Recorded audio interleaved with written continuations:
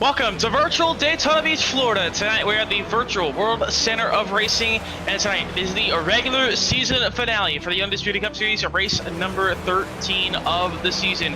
Tonight, two drivers are fighting for the final playoff spot. It's going to be between Evan Patinko and Kyle Klink.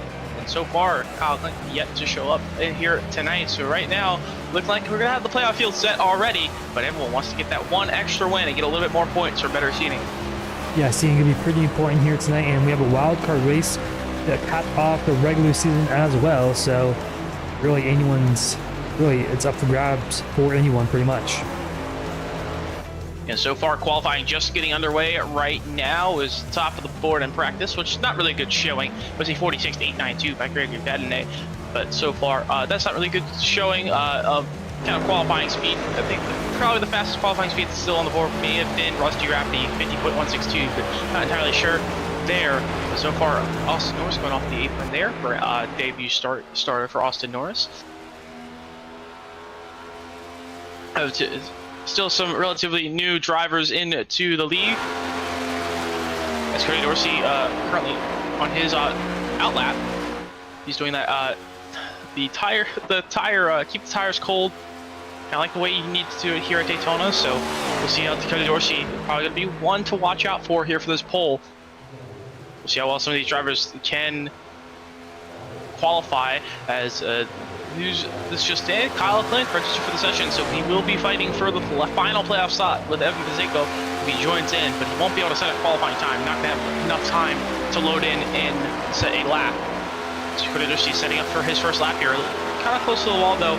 So we'll see that could drag him back a little bit, but time starting to come in now. Scott Kerber runs his first lap completes his first lap, currently on lap number 2. Now down the back straightaway here, Kerber a little bit lower on the back straightaway here, going to kind of stay right around the seam, got to wobble the ride a little bit, not very steady down through the back straightaway. Just key is just kind of keep your car straight as possible. You don't want to the less wobbling, the less speed you're scrubbing off.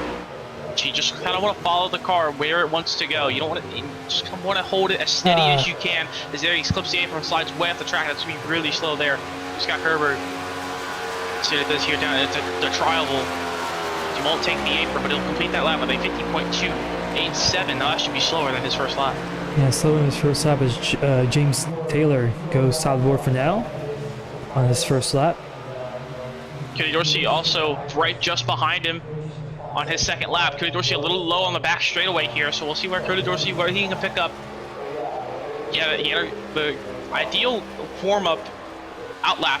We'll see not a lot of arc. You kind of want to get a little bit of arc here. We'll see how that works out for some of these drivers. As he's going to ride pretty good on the line there, maybe just a smidge high on the line there, but looks relatively good.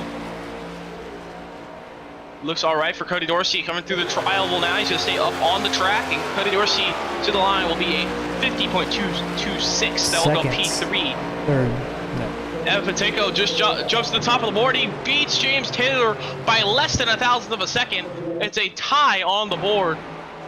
So that means it will go down to a 10,000, which we cannot see. But James Taylor just short of that pole. There's more lap times coming in. Only a minute left in qualifying. Here comes Kyle Schmitz going to use the apron.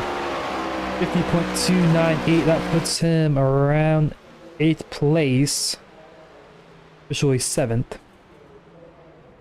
And also, Kyle Klink, he has gotten on the racetrack. He is going to set he does have enough time to set a qualifying lap, but it's not going to be anything good. He won't be up to speed. Yeah. So you wouldn't get up to speed anyways on lap number 1. You just a couple miles an hour too slow on your open lap. But Brendan Maddox currently off turn number 4.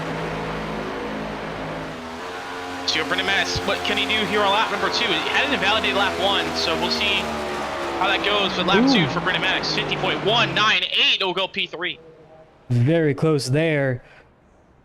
Dakota Bly in pit lane on his second lap, not finishing that one up, and with 4 seconds left in the session, I think we'll get a lap time in. Not gonna get there.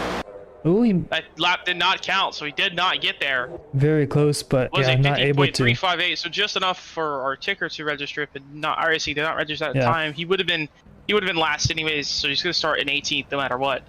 He was just too slow on that first lap. Just don't get it up to speed just in time. But that means Evan Patinko, by less than a thousandth of a second, will get the pole for tonight's Burlington Cafe 250 here from Daytona. Yeah, 100 lap race. Could be a pretty long one. As drivers green up right now here for the regular season finale. And under lights here at Daytona.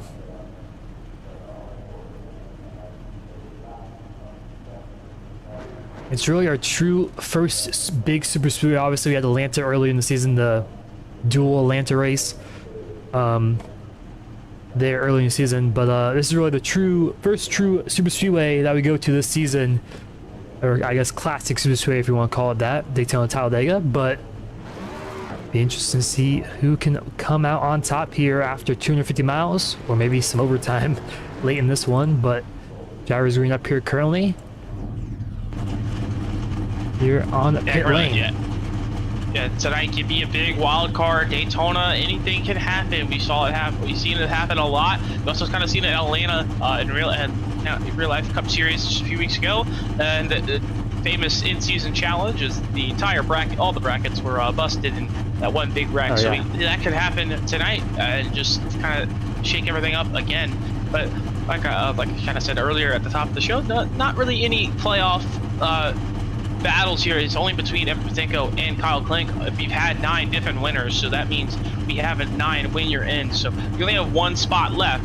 So if Kyle Klink or Evan Patinko win the race, they're automatically in. And if they don't, then they have to outpoint the other driver, which it was a 12-point advantage to Kyle Klink. So we'll see how that plays out tonight. If Kyle Klink does not get a good restart, not get a good finish tonight, Evan Patinko will be in that final spot there. So we'll see how that plays out. It's gonna be tough for Patinko to get into the playoffs here, just how the points work out. I mean, obviously if you win, you're in, so you can see that possibly happen there. But if it's only 1 point per position, so you have to finish around 13 points better than Kyle Klink. Actually, if it's not winning, you're in. But yeah, anyways.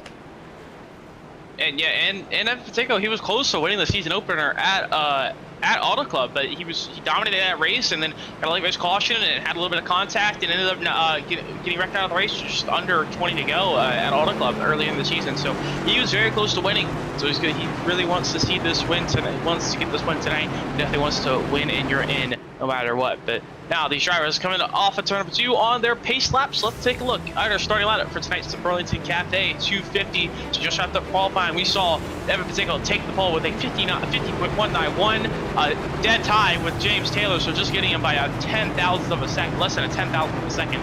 And Brendan Max will start 3rd in that 11 machine. Keith Long will start 4th. Kenny Yoshi will start 5th in that 9 machine. Starting 6th tonight will be the 14 of Scott Kerber. Dan Barone will start 7th. Kyle Schmitz will start 8th. David Mayberry will start 9th, and Daniel Jackson will round the top 10. Starting 11th tonight will be the 5 of Jason Bottoms. Austin Norris will start 12th. Starting 13th will be 34 of Rusty Rafferty. David Wells will start 22nd. Dakota Bly will start 22 of David Wells will start 14th. Dakota Bly will start 15th. Gregory Vandenay will start 16th in a C5 machine. Alex Boncher will start 17th in the 77 machine, the last driver to set a qualifying time. Kyle Klink is going to have to work his way from the back tonight to get in that final playoff spot. He'll start 18th. Eric Garrison will start 19th tonight. And our 20-car field will be the 3-car of Brandon Newton. Yeah, off of turn 4 there, like I mentioned. Under lap race, 250 miles in total. Fuel window around 24 to 28 laps. So expect 3 pit stops or so in tonight's race if we go the whole green the whole way. And pace car is off, getting ready for the regular season finale. Green flag here from Daytona. We're underway.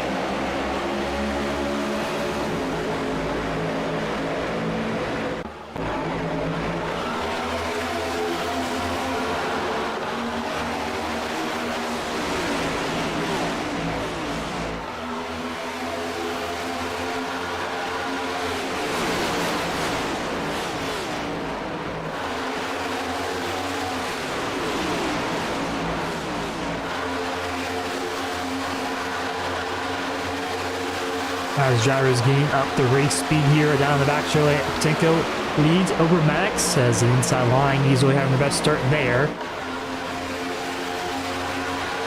And what it's been since kind of these updates here in the next shift here on the service. The Super Speedway package also got a little bit of a difference as well, because the arrow and handling all got changed, so it's kind of a lot tougher to kind of get this outside lane moving at every Super Speedway.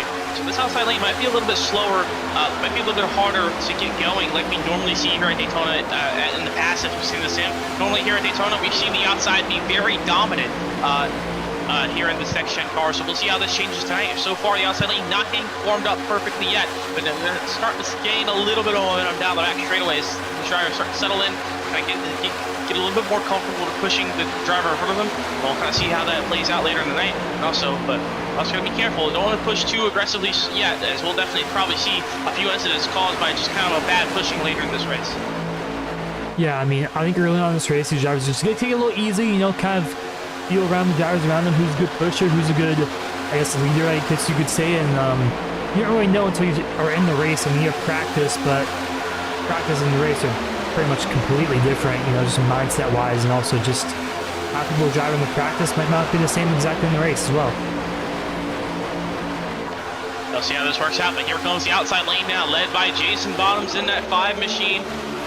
Actually, not Jason Bottoms, David Mayberry, I believe, so maybe in the 5 machine there on the outside lane. David Mayberry leading the outside lanes to the inside right now is Evan Patinko, as Brady Max did a really good shove through 3 and 4 on the bottom to allow Patinko to clear. Let's see if he takes that outside lane, kind of wants to control the race lead. As you mentioned right before we went green, fuel window 24 to 28 laps, so leading this whole race will not be a great idea, because now if you lead too long, you're going to end up burning a little bit too much fuel. You're going to make yourself a little bit shorter, and you're going to have to make an extra pit stop compared to the rest of the field. Yeah, you know, big picture-wise, I mean, as a driver, you want to be leading, but big picture-wise, it's just smarter to be in the middle of the pack, second, maybe in the line as well, or even as well, just try to save as much fuel and have a little bit of buffer at the end, because you'd rather be pushing at the end than saving at the end, especially, I mean, that's if we go green the whole way, which is most likely not going to happen, but you never know what can happen in these races. Yeah, especially though, even if you do burn out a little bit much, as long as it's kind of like not more to about 1 to 2 laps sooner.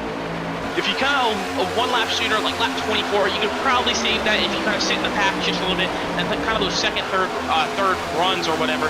Because it's a pretty wide fuel window.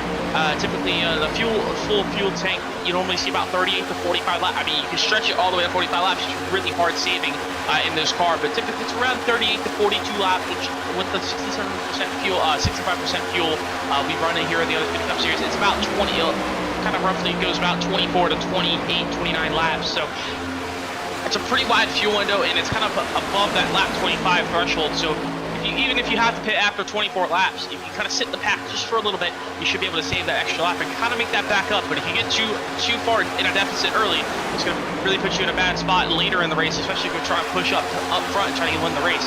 You don't want to be in a fuel deficit there right at the very end.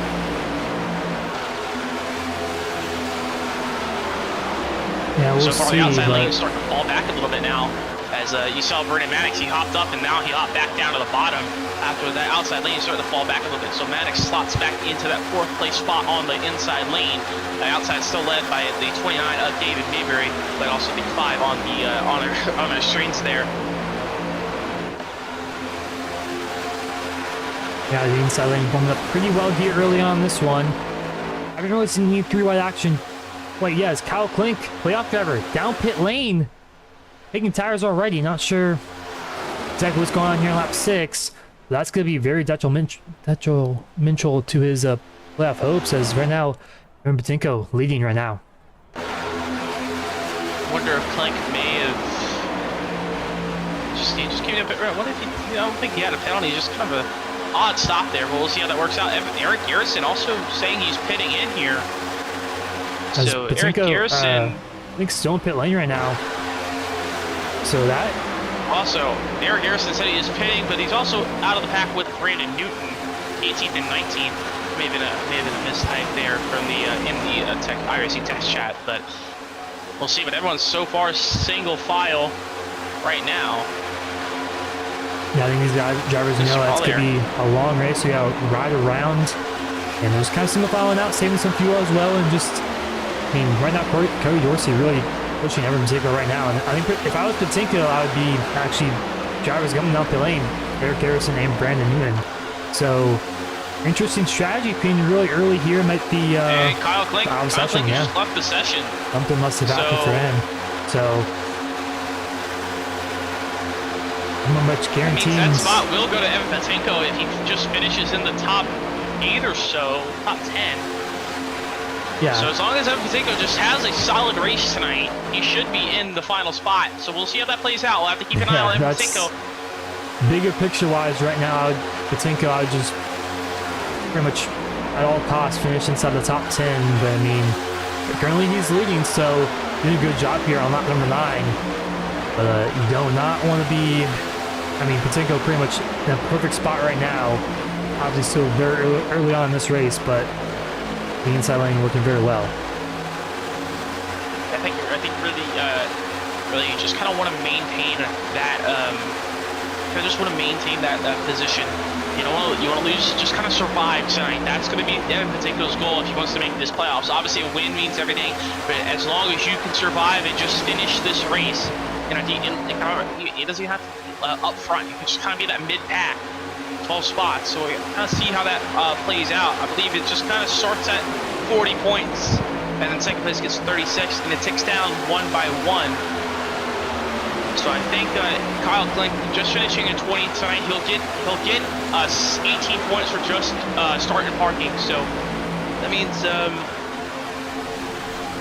Evan Patinko needs about 30 points. So Evan Patinko is going to need to finish about 7th. Yeah.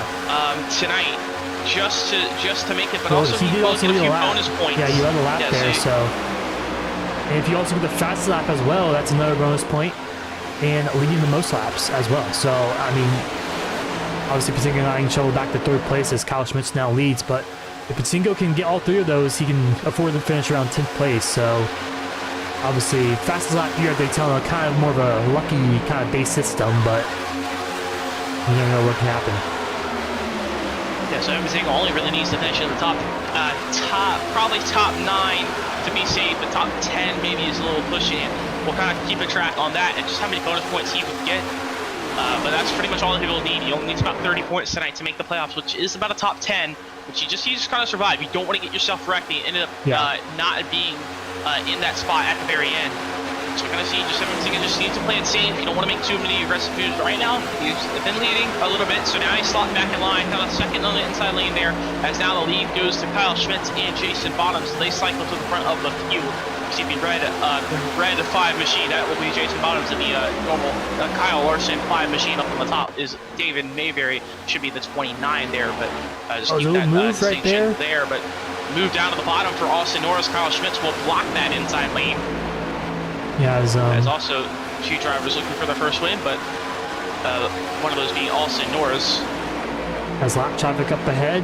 I believe that is 65 there, all the way up to the top side. That's Gregor Vadnais sitting in 17th, lost a draft. I believe he came down pit lane. Well. Yeah, he just pitted last lap, come up pit lane. So 3 drivers coming down pit lane.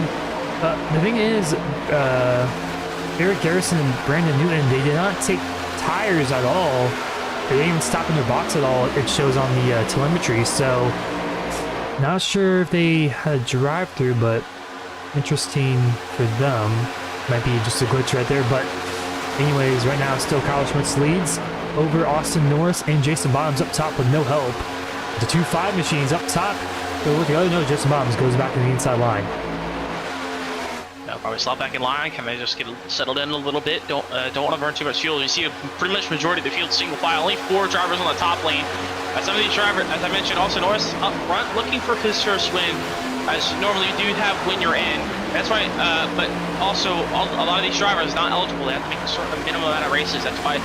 That's the reason why it's kind of only between Evan Patinko and Kyle Klink. They're the only 2 that are still eligible for a win, and you're in that haven't won already. So that's the reason why there's only those 2 drivers battling for that playoff spot. If anyone else wins, they are not eligible to get into the playoffs, as they have not run the minimum amount of races to qualify for when you're in. So that's why it's only Kyle Klink in it.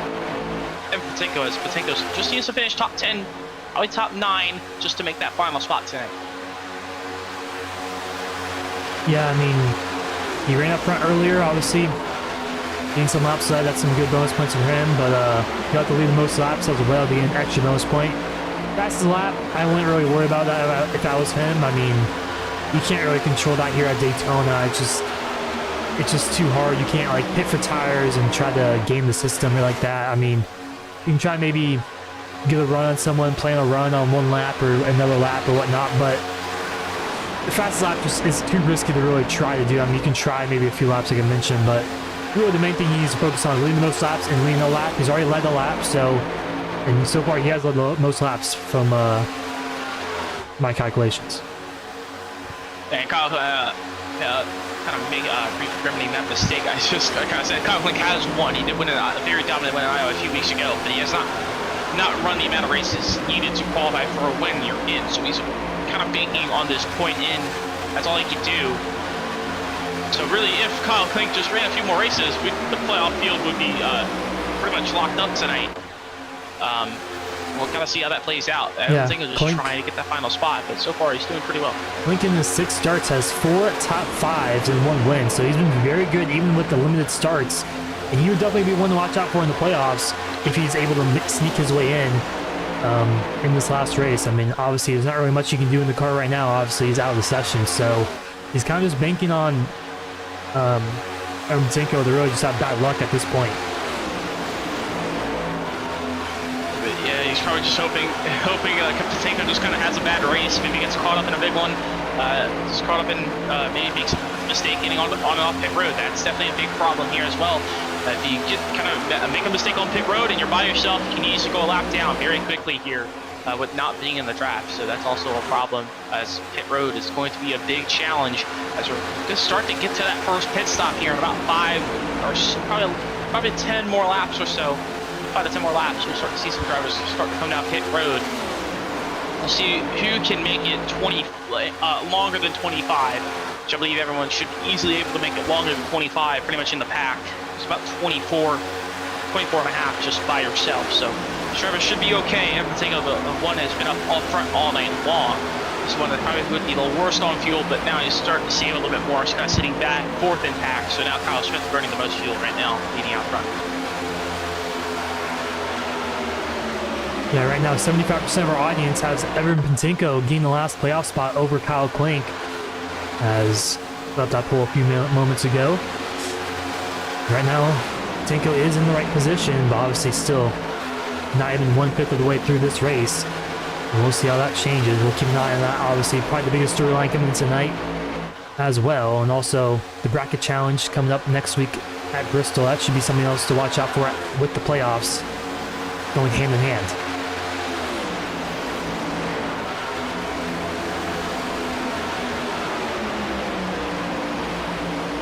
How this plays out for some of these drivers tonight, but everyone kind of stinks single file right now. You get 3 drivers all the way towards the back of the pack, trying to get the outside lane moving, but just not quick enough on the outside lane, not enough help. This is not really working on that outside lane just yet. I think these drivers kind of knowing pit stops coming up, they don't want to be side by side because obviously you can't really get in pit lane on the outside line. I think these drivers kind of just playing, keeping it calm, keeping it smooth and no trouble, and just try to stay on the inside so it's easy pit road access, and also maybe try to get with your teammates as well. As the top 3 kind of tailing away right now from Evan Patinko and Corey Dorsey. Just a little bit of a gap now, about a little bit less than half a second, but surely these drivers will close that gap in pretty quickly. Yeah, and teamwork going to be a big thing tonight, especially here at the Super Speedway. As you see a few drivers up front, Kyle Schmitz, Austin Norris, Jason Bottoms. Austin Norris with his teammate Daniel Jackson. Daniel Jackson a little bit farther mired back, kind of a mid-pack right now. The biggest team we have, 3 drivers in the Discord together, Dakota Bly, Evan Patinko, Jason Bottoms. So those 3 get linked up together, they can easily control the field. As you already have Jason Bottoms and Evan Patinko in a line, teamed up together right now. They're just kind of waiting on Dakota Bly. Dakota Bly trying to work his way up. Just kind of sitting towards the back of the field, trying to save a little bit of extra fuel as well. But also, since there are 3 cars, if they can get maybe some of these solo drivers like Alex Bonsu or Keith Long, have no teammates to work with tonight, just have to kind of follow everyone else as much as they can. Another solo driver tonight, Brandon Maddox, no teammates in the field tonight. So trying to get some of these other drivers that are by themselves, no teammates, try to see if they can kind of get a few of those to kind of tag along. They can maybe try and short pit the field and try to jump out in front and kind of create your own small little pack if you can leapfrog the field like that. But it's kind of a little tough to do that tonight, especially how tight the field is going to be. Yeah, I think you gotta go as long as you can on fuel. You can't really risk short pitting. Not on the first pit stop, maybe on the second or third pit stop, the last pit stop. You can maybe risk short pitting and try to go a little bit longer on the second pit stop. But on the first pit stop, I think these drivers are probably gonna stretch out as long as they can, so they have that room for some strategy later in the race as well. But the outside lane still doing a great job with 3 cars only. They made their way up to about fifth or sixth, right behind Carter Dorsey on the outside. Led by Daniel Jackson. Working well so far. Daniel Jackson working up as he's got David Mayberry and Keith Long right behind him, the only 3 to be up on the top lane. Scott Kerber on the very back. He's thinking about hopping up and trying to get to that line, but he's just kind of playing a little bit of security just in case you can't see a wreck in front of him. Is pretty much right on the back bumper of Alex Bontour. So just trying to get a little bit of security, peek out of line, be able to see the rest of the field just in case if a wreck was to happen. Yeah, when you're nose to tail like that, you can't really see perfectly the driver, a few drivers in front of you. You can really only see maybe the driver in front, maybe the driver in front of them. So really only 2 cars in front you can see. Everyone else, kind of maybe see their left rear, right rear once they squiggle through the lines. But you just want to be able to avoid the wrecks if there is one. But I think right now the drivers, no pit stops are coming. They're just not going to be too aggressive here in these next few laps. We'll see how this plays out for these drivers on pit road. Lap 23, the minimum, kind of the earliest fuel stop we expected was about lap 24. The outside lane is starting to work up a little bit. Here comes Mayberry. He's going to try and slot in line. He's going to try and get prepared for that pit stop. Good move for David Mayberry. Get the run up front and get a good track position for this pit stop. Especially if you're a little bit slower on pit road towards the back of the field, you can easily lose the draft if you don't have a good pit stop. So kind of getting up front, getting that track position gives you a little bit extra security for pit road as well. So a good move there by David Mayberry, getting up in that top 5. As that outside lane is starting to fall back now as Daniel Jackson and Keith Long now kind of by themselves. Now Scott Kerber, he'll tag along. So now back to 3 cars in the outside lane.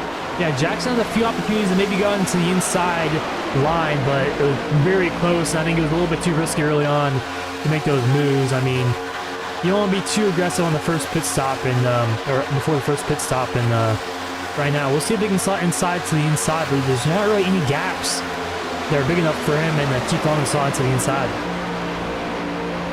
And a lot of people getting in line here. People probably start to see some of these drivers coming down pit road. Off of turn number 4, no one pits yet. It's lap 25, so these drivers should be able to make an easy 3 stop tonight. They just keep kind of this pace, 25 laps. We'll see how much longer they can go. They will be able to go a few laps longer as well, kind of get a little bit extra security on that fuel window as well. So we'll see how that plays out. Right now, Kyle Schmidt's leading the field. Probably expected him to have the least amount of fuel, as now he's been leading for about 10 or so laps out in front. He's been burning the most, but they're actually about to catch a pack of lap cars, 4-pack, Brandon Newton, Eric Garrison, James Taylor, and David Wells. So we have a few drivers hopping over the outside lane here, so when that happens, you're going to start to see some drivers peel down pit road here off the turn 4. Kyle Schmitz leads the field. They'll pull off down to the apron, so 3-4 drivers, Mayberry, Schmitz, Dorsey, and Norris will all come down pit road. Can they all make it? Little lock up there from David Mayberry. That could have been a little bit tight getting on the pit road, but he makes it. No penalties on pit road there. Yeah, it looks pretty clean. Some lap traffic also ahead pitting. It's David Wells and James Taylor, Ford machine, pitting down out of lap cars, but the rest of the field staying out an extra lap, probably a lap more, maybe 2 for some. Everyone on the inside right now. Don't stay out too long and only be by yourself with a few others, so just got one of maybe 2 or 3 other cars, but so far all these drivers getting out pit road now. So now I'm gonna merge back onto the field. So we're gonna see how they'll cycle back out compared to the rest of the field. Here comes the rest of the main pack down the front straightaway. About 3 or 4 more, and the other 2 lap cars out in front.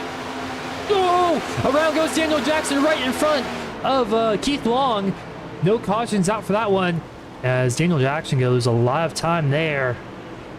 I think there's lots and up. that's gonna hurt that pack too. Only 4 drivers. There's Keith Long, Eric Garrison, Dan Barone, Scott Kerberg all came down pit road there, and now Daniel Jackson. He's no doubt gonna lose the draft there as he take a replay there. I think he just locked up the rear ends and spun it around. Unfortunate for that 16 machine. As we'll see if this other pack, this front pack now has stayed out. They'll put this time by, most likely they will. 27 laps, stretching it pretty long. We'll see if they come out pit lane. I think everyone will. Yes, they will. Banging out, trying to not hit you on the rear end while they brake hard for the pit lane. Little contact there, but pretty smooth on the pit lane for those 6 drivers. And now that first pack we saw with Cody Dorsey, Kyle Schmitz, Austin Norris, and David Mayberry. Mayberry lost a draft from those drivers, and the other three tagged along with the lap cars that were just in front of him, and they are way ahead of the rest of the field that just pitted. So we'll see how this third pack, this final group, how well can they get off pit road, on and off pit road here? Can they tag along with those 3 drivers out in front, as they have about a pack of 5 now with 2 lap cars there. Jason Bottoms, he took 4 tires, so he's actually going to lose the pack a little bit. 4 tires, not the greatest call right now, but we'll see how Jason Bottoms can get a good pit exit, catch back over the field. But Rusty Rafferty leads the third pack off of pit road, wherever they cycle out compared to Cody Dorsey, Austin Norris, and Kyle Schmitz. As here they come already up to speed through 1 and 2, as here comes the drivers off pit road on the apron, going to try and get up to speed. Rusty Rafferty pretty far out front. He might be able to tag along here. He should be okay. As here comes Austin Norris, Kyle Schmitz, Cody Dorsey, and the 2 lap cars there right behind him. So trying to tag along. So Rusty Rafferty and Alex Bonjour will make that split. They'll make that gap. So going to get up to speed as they have to get around Eric Garrison. Another lap machine there in that 50 machine. So we have a 5 lead lap cars in this lead pack, it looks like. Yeah, pack's a little bit smaller. We'll see if the other packs can catch up. We got a pack of 4 behinds, led by Evan Patinko. They're about 3 seconds back or so, a little under 3 seconds, but with a 4-car pack, you may be able to catch the main pack if they start battling against side by side, but I don't think they'll be too aggressive. They know they have a big gap. They want to keep you, as a leader and as the people in the front pack, you want to keep that pack as small as possible, so at the end of the race, you have the least amount of cars battling for the race win, because it's better to have maybe 4 or 5 cars battling for the race win than 10. You have a better chance of winning. So it's kind of, you got to play the long game as well, but we'll see how this plays out, as first pit cycle is complete. No penalties, it looks like. 1 spin for Daniel Jackson. He's all by himself there in the back show in 14th. But other than that, pit road looked pretty clean to me. And as you mentioned, you want to that front pack as well as possible. There's only 5 lead lap cars in that pack. The rest are lap cars. They have about 4 lap machines in there, so hopefully they don't get in the way a little bit earlier. But right now, about 2 seconds is the gap between 5th and 6th. Evan Patinko leading that second pack, yeah, a 4-car pack. And also Jason Bottoms, he lost that pack. But good news, he did tag along with another pack of 3 with Dan Verone, Keith Long, and David Mayberry. They are about 4 seconds back from that second pack with Dakota by Brendan Max, Evan Patinko, and 1 other lap machine there in that pack as well. The 3 of Brandon Newton. So 2 4-car packs, about 4 seconds separate those. So ideally, that third pack, they want to catch that second pack before the second pack catches the lead pack, but it's a much bigger gap there, about double compared to what we see between the lead pack and the second pack. Patinko is catching though pretty quickly. They were around half a second quicker last time by, and they're within 1.5 seconds of the 5th place car, Alex Bonziner, obviously close to the back, and I think they'll catch him in the next 2 or 3 laps or so.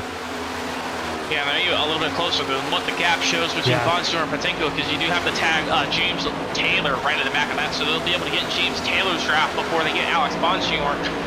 So that, and now they're strung out a little bit at the very tail end of that pack, so that's allowing that second pack to catch up just a little bit more. As James Taylor actually kind of losing the pack, a little bit losing touch, but there's a big checkup for the lead pack, and I believe, and Evan Patinko, there in that second pack, they are in the draft. Is actually Brandon Newton has lost the second pack, so now, but the packs have merged.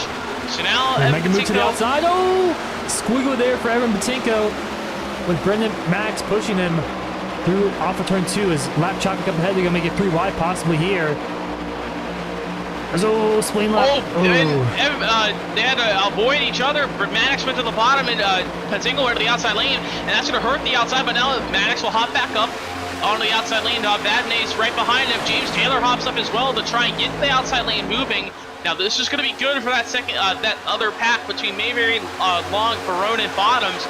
That pack's gonna need this to happen. They were gaining on the lead pack as well, but now if they start the battle a little bit up in this front pack and start to side draft each other, check up a lot more.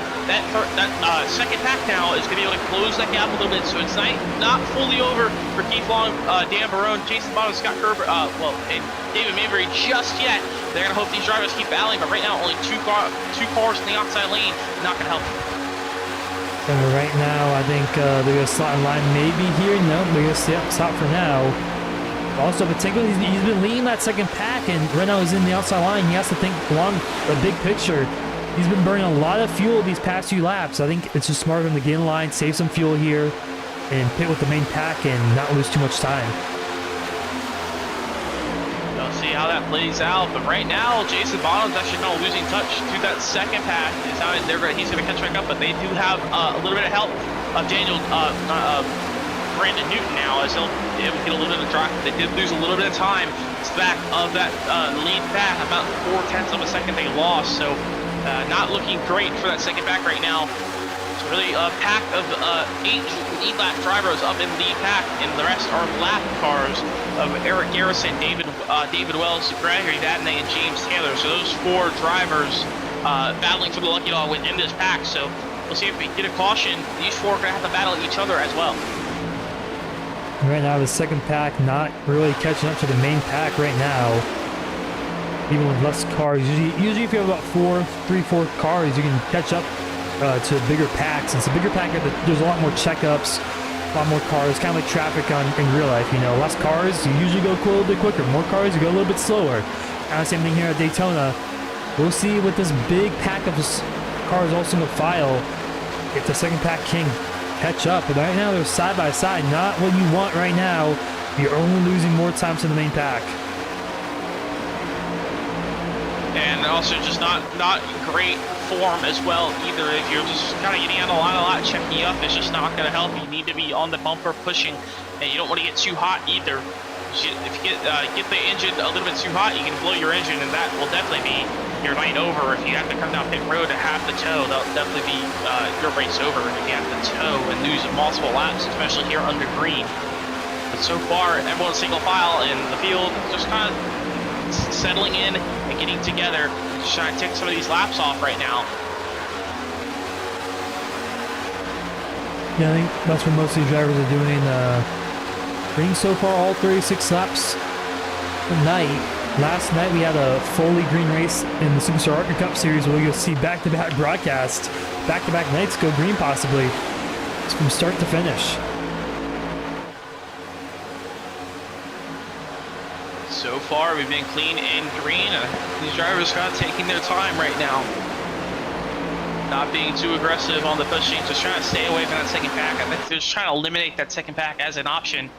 So kind of want to keep the top 8 by themselves, but still a few lap drivers trying to work together. They have to battle each other for that lucky dog spot if we do get a caution. So probably see the aggression start to ramp up between 2 different battles, between that pack there of lap cars trying to get the lucky dog, and also the battle lead lap cars for the win later in this race. But also a while to go, they still have 2 extra pit stops, so we can see even more stretching of the field and kind of splitting up into more smaller packs. So we can definitely see that later as well.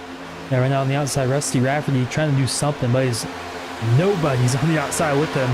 He's probably gonna fall back all the way down into 8th place.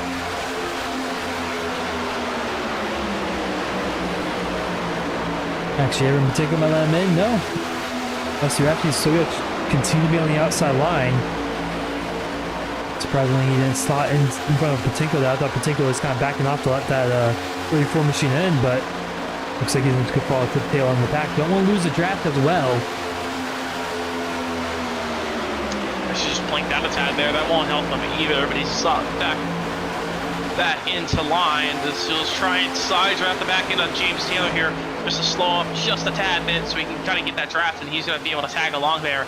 But now he's at the very tail end of the pack.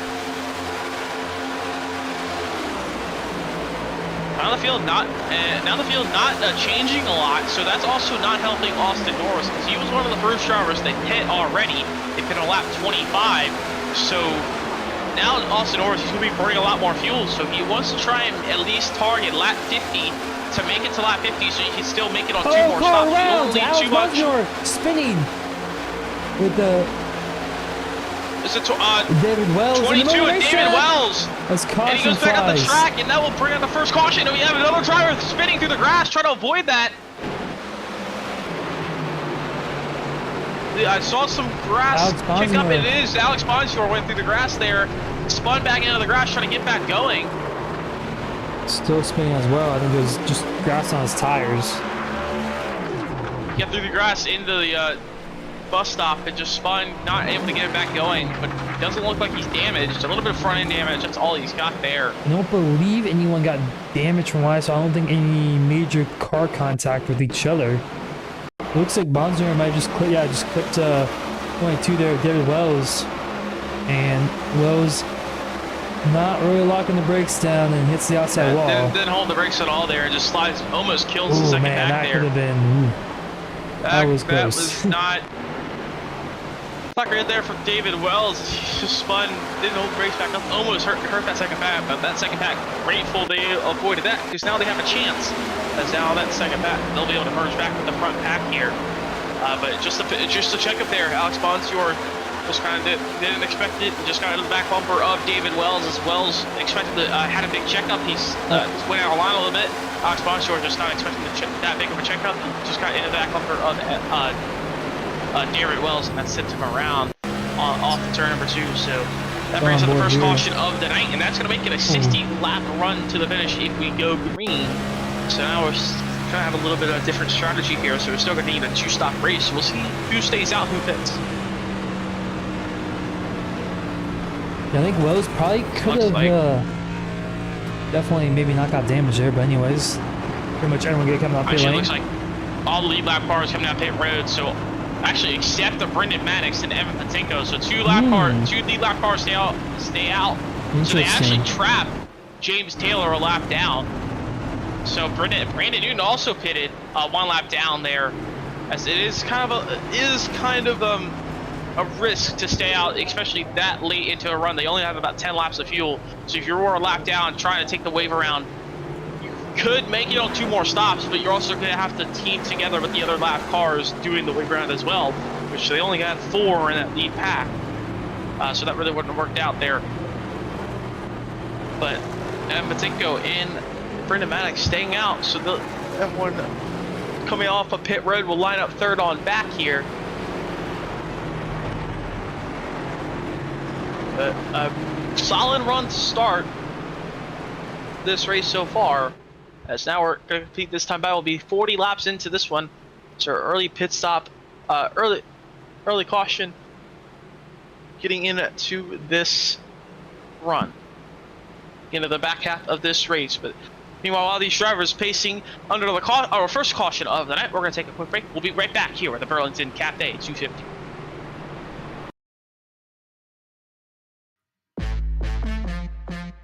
Hey guys, this is Kevin from KK Woodscapes, and we just wanted to say how excited we are to be sponsoring the Undisputed Cup Series this season for the championship trophy.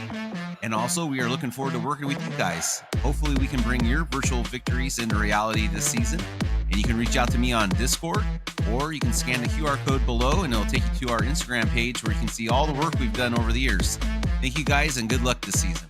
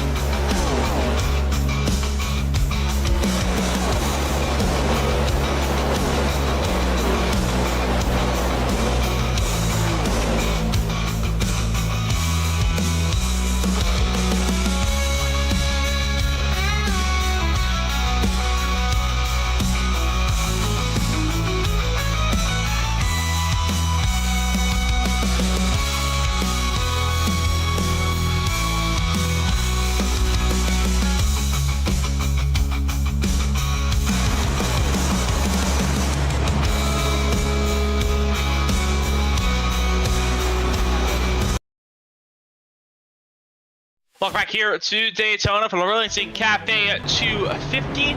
As the Burlington Cafe, one of the main sponsors of the Undisputed Cup Series, is along as well with quads and bearings.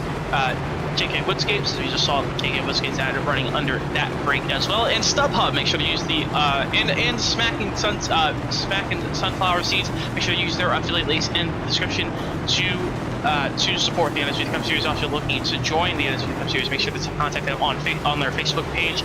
Also, you want to join the Legends Racing Network Discord. That's also down there in the description. And we have our first event coming up, the Brickyard Bash, coming up this Sunday, right after our Bonfire Cup Series broadcast. Today's car is off. Green flag back in the air.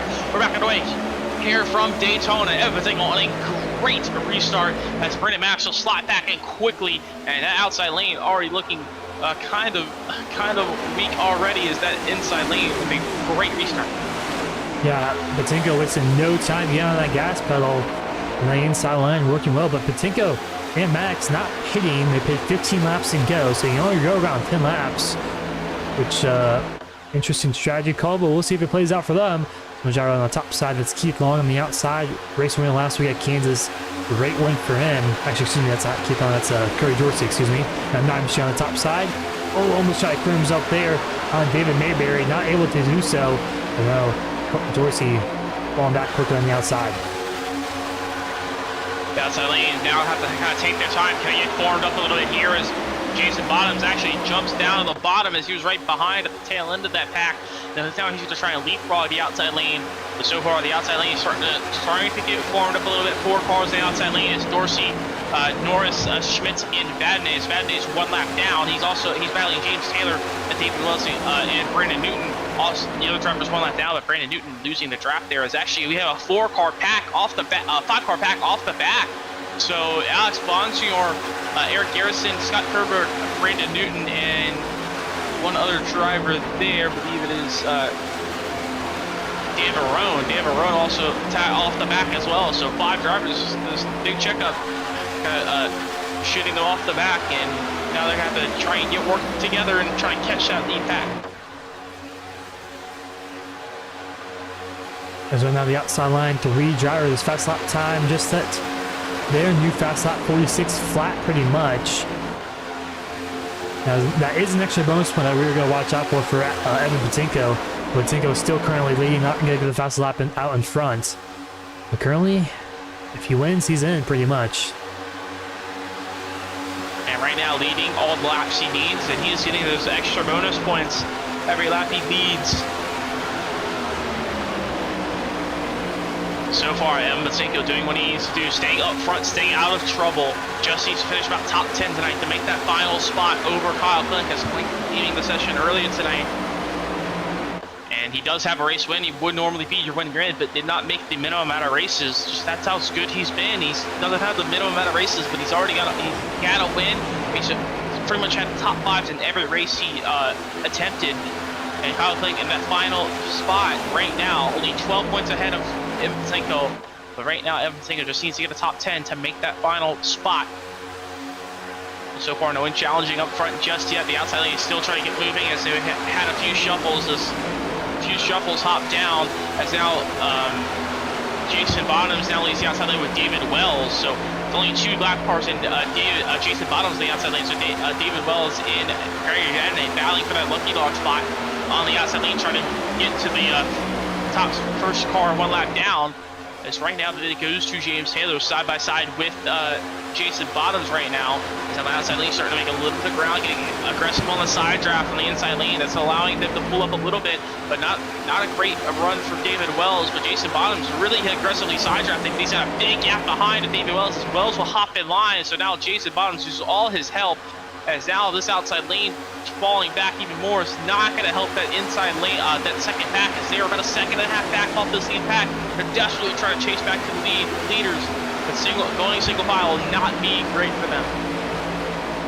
Yeah, not too well. I mean, we'll see how it plays out. I mean, we still have the front 2 have to pit here shortly as well.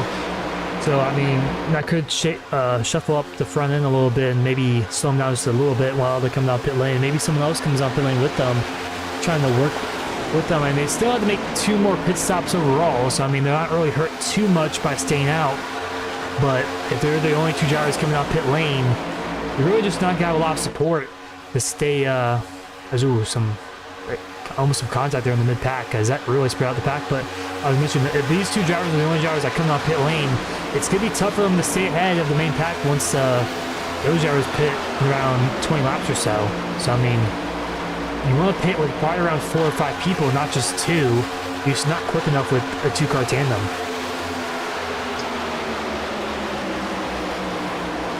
There's just 2-car tandems not working well enough just yet, but good news to the second pack. They have tagged along, so now the entire field back together in all this one big pack. So all 19 cars still running, still in this lead pack as the outside lane is starting to make a leapfrog now, as here comes Kyle Schmitz, Jason Bottoms, Austin Norris, and Daniel Jackson leading the outside lane as those 4 are trying to make some ground up. They get 2 more tagged along now, 3 more tagged along, so now the outside lane just has some momentum. They can pull alongside Keith Long on the inside lane, pull side by side, gonna try and get a little bit aggressive on that side draft. As now not very aggressive there, 3, 4, not great on that side draft. That's going to slow them out just a little bit, not cycle back in line for everybody, not pushing the best. And now Jason Bottoms hops into the inside lane, so now the outside lane loses even more help as Jason Bottoms slots back to the bottom. Kyle Schmitz thinks about sliding back in and thinks about jumping back out, but then he slots back in behind Rusty Rafferty. So all these drivers just thinking about moving up. A little big wiggle there from Rusty Rafferty there as he tried this big jerk there from the wheel. That's also another problem with this next gen. If you just make very quick moves with the next gen, you can easily lose back into the race car. As Rusty Rafferty hop back up in front of Austin Norris. They're going to stay side by side still for kind of about halfway into the pack. Now they're going to get a good run. They're going to pull alongside David Mabry. Evan Patinko, he hops up in front of Rusty Rafferty. That gives him a little bit of a draft, actually. And now Brendan Maddox throws the block. He shuts the door on the outside lane, and they're going to split him. And Brandon Maddox is going to get split down the first round. He's going to force his way to the outside lane, but Evan Patinko hops up as well as Keith Long to the bottom. Then 3 wide, the lead now 3 wide, 2 deep through 1 and 2.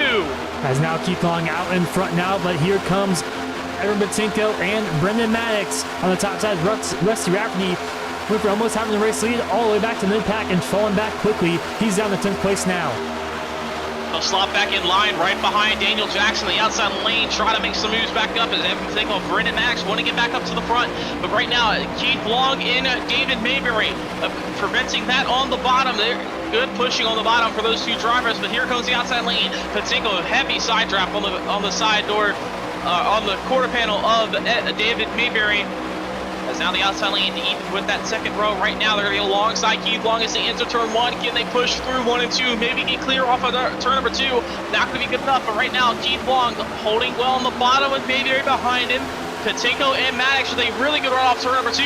Patinko will shut the door on the bottom. He'll go to the race lead back to the bottom, but the run still continues on the outside lane as Brendan Maddox has help from Austin Norris. He's going to try and get clear into 3.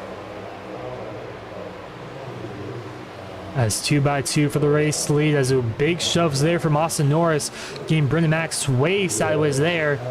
Off of turn number 4. This is really getting dicey here at the midway point in this one. And a big wiggle from the bottom there as Keith Long, you're not getting a good push to Evan Patinko. That's going to allow the outside lane to pull up a little bit more. Brendan Maddox, he'll hop down to the bottom. He'll cycle to the race lead now. Austin Norris has the opportunity to cycle up front. Kind of just kind of a conveyor belt, it looks like a little bit. The outside lane moves up, puts 1 down, and it cycles back again. And the leader of the outside lane hops up, and some drivers in the back hop up, trying to move up as well. It's just kind of an endless conveyor belt right now. But the outside lane, Austin Norris, he stays up top for now. He's got Daniel Jackson right behind him. Actually, both of those drivers are going to clear down to the 3. They're going to stay up top, though, and try and keep that momentum on the outside lane. Keep it. Austin Norris has been working both lanes pretty well. He's going up top on the exit of the corners and going down low in the middle of the corners. Around the entry, I guess to say. But here comes Brendan Maddox, and they're going to take on the inside. They're side by side. They'll have to pit here probably this lap or next lap, most likely. Keep in mind, but big crash in the back. Scott Kerber hard to the outside wall, and as we just mentioned, some of these drivers got the pit, and they get the caution they needed. As Perfect Scott timing. Kerber, heavy hit to the outside wall, heavy damage. He'll have to come down and take his fast repair to get back into this one, but a push gone wrong in the back, and that will be a big incident there, and that's going to take out a few drivers. As we'll see what happened here just in the mid-pack. Just a little bit of a checkup maybe as bad hits. Is Alex Bonsignor. Really the only other driver getting involved there. Only 2 drivers really making severe contact from what I see.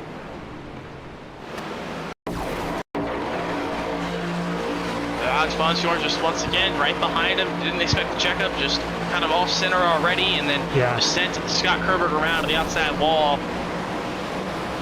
Every damage shot 14 just machine. a bad checkup. Just unfortunate timing once again for Alex Bonsignor. Yeah, Bonsignor are using his fast repair, so yeah, I think he may have some right front damage, but aero damage here at Daytona. He actually has some left rear damage as well, from that look of it. But aero damage here at Daytona can be very severe, and he's got the MLP lane get that fixed easily. As I expect everyone else to come down pit lane as well. As Brendan Max and Everton Tinko pretty much could not have that caution come out at a better time, as they're 27 laps to the run, and I think they're gonna barely be able to make it on fuel here into pit lane. These drivers are gonna be about 45 laps here, just under 45 laps, so they should be able to make it on a one-stop easily. But we're going to see kind of a bigger window now. We could see some of those drivers, maybe 4 or 5 teammates, kind of link up together and try and leapfrog the field. We saw that happen. 5 drivers got out in front, but then the packs ended up merging to about 8. So I assume everyone will come down pit road here, top it on fuel, as everyone will easily make a one-stop now. No other drivers stay out, it looks like. So no one's staying out on the racetrack. We do have one driver, that is James Taylor. He will be the lucky dog. So he'll get his lap back and hop back onto lead lap. As Scott Kerber, he'll replace that and he'll go a lap down, getting involved in that one. He's reset, so he'll lose about a lap or 2 towing. Now to take his fast here. So you should have to hope you get back out in front, maybe get a little bit lucky to get that lap back. But a few drivers just taking fuel only, a few drivers taking tires. So Keith Long, fuel only for that 71 machine. He'll hop back out in front and he will inherit the race lead once you go back green. Yep, and fuel only for the top 5, it looks like. Some drivers taking 2 tires, some drivers taking 4. I don't think tire will really matter too much. Obviously Daytona nighttime as well. I mean, maybe a little bit of less grip possibly, but not much. But we're past halfway at this point, so we only had 2 cautions so far here tonight as well. And these drivers been relatively clean, but we've seen 2 incidents, just bad pushing gone wrong, and just kind of a bad checkup, just kind of bad timing there. But now we're going to get into the second half of this race. We're still going to have 1 green flag stop, so you assume these drivers going to be a little bit more passive, not being too aggressive early on here. Trying to wait to that extra pit stop, and your aggression will really start to ramp up there. But later in this race, the more aggressive these drivers are going to get to try and move up front and try and get this race win. It's like kind of like you see sometimes in real life. Some of these drivers, they really only think their only chance is tonight and try and get that race win. So they want to try it as best as they can to get win tonight. So no, they might not have another chance at another racetrack later this season. So some of these drivers are going to be looking for this win tonight. Yeah, I mean, right now, the Super Speedway winners this season in Atlanta, none of them are here. Derek Riley and Cameron Craighead not in tonight's session, so we will see a new Super Speedway winner, I guess, if you could say that. So, I mean, like I mentioned before, we really went to Atlanta, which is nothing like this racetrack or Talladega. So, it's really the first true Super Speedway that we've been to this season. So, a lot of these drivers not really comfortable maybe with some other drivers pushing and getting pushed by some as well, and haven't really experienced that a lot this season, only in Atlanta really, so it's just a whole different beast, and we're halfway through this one, so I think drivers trying to get more comfortable with each other, you know, and when we saw the aggression ramp up in the midpoint of that race around lap 50, 2 by 2 pretty much throughout the whole field, 2 wide, and I think we're just going to see the start of that coming up here with around a little over 40 laps to go. It's only going to get more aggressive here. Yeah, and just like everyone's going to be going for that race win.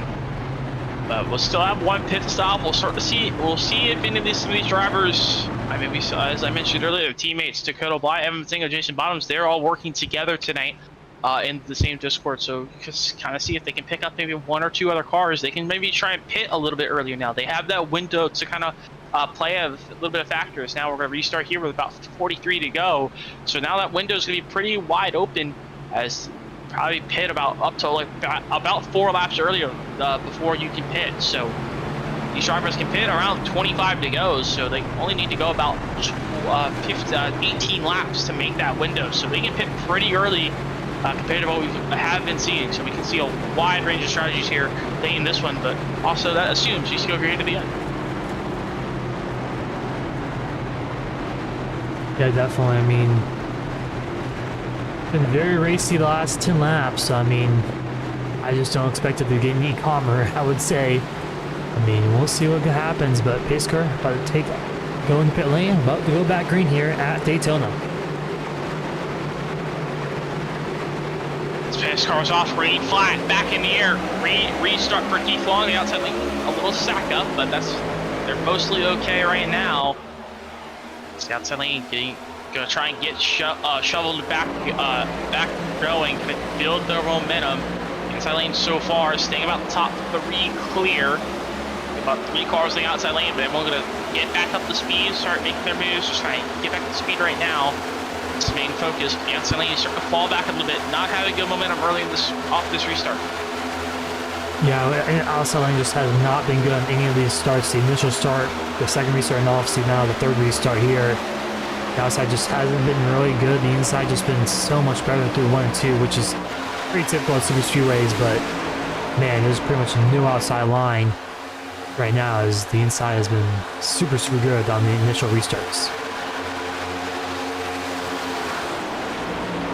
Yeah, the inside, it's kind of the opposite of what we used to been seeing here at Daytona, as haven't kept up with the iRacing updates back in June build. It's just probably about a month, just about a month and a half ago now. The next gen massive overhaul, and that new aero model, new handling model, and new tire model, but the aero model changed a lot, and now the inside lane seems to be the most dominant ones on super speedways. Normally, we used to see the outside lane being very dominant in this next-gen car, but the outside lane is being a lot tougher to get it moving since that build. So it's been a lot tougher to get the outside lane going. It's definitely been strong if you get the right drivers up there, pushing right, getting that momentum building correctly. It's very hard to do that, especially here at Daytona when you're trying to push as hard as you can to try and move up front. It's just a lot of mistakes can happen, and just the tiniest mistakes can check up an entire lane and really cost you a lot of time. Yeah, I mean, it's a tough. It doesn't seem tough, you know, you're full throttle the whole time, but there's so much strategy and it's so tough to win these races. It comes down to luck and skill, and just kind of all mix of everything has to go perfectly your way. Get the right push, and get the right draft. As here comes Kyle Schmitz to the outside, big side draft here on Keith Long. He's going to try to take the race lead through 3, not able to clear quite yet. Not clear enough. He's got Eric Garrison on his back bump on the outside lane. Eric Garrison looking for his first win of the season, and he's a fairly new driver. I believe it's only 3rd start of the season for Eric Garrison. There's another big so far, side the draft outside lane there. is starting to work now as Kyle Schmitz will hop down in front of Keith Long, but Eric Garrison now leads the outside lane, trying to get that race lead. He's now side drafts aggressively right down to the bottom, putting right on that corner panel of Kyle Schmitz and Keith Long, as the outside lane is checked up just a tad bit off of 2. And now Austin Norris, he's trying to leave Vadnais out of this, as Vadnais's 1 lap down. So now Austin Norris is trying to cycle out in front of Vadnais. That's going to check up the outside lane even more. So now Eric Garrison, he's actually got a bigger gap behind him now, as now 2nd, 3rd, and 4th in line are really checking up, as now James Taylor trying to do the same thing. So this outside lane kind of trying to cycle out the lap car, and that's slowing them up a little bit more. Yeah, just very racing lit pack, kind of slowing on the outside line. I think they kind of got figured out now. They're kind of back in rhythm. They just got to get close together and work together. As still Eric Garrison up top, being pushed by Daniel Jackson. As Ryan Rafferty up the top side, I think he's dropping back, maybe revive for a moment there.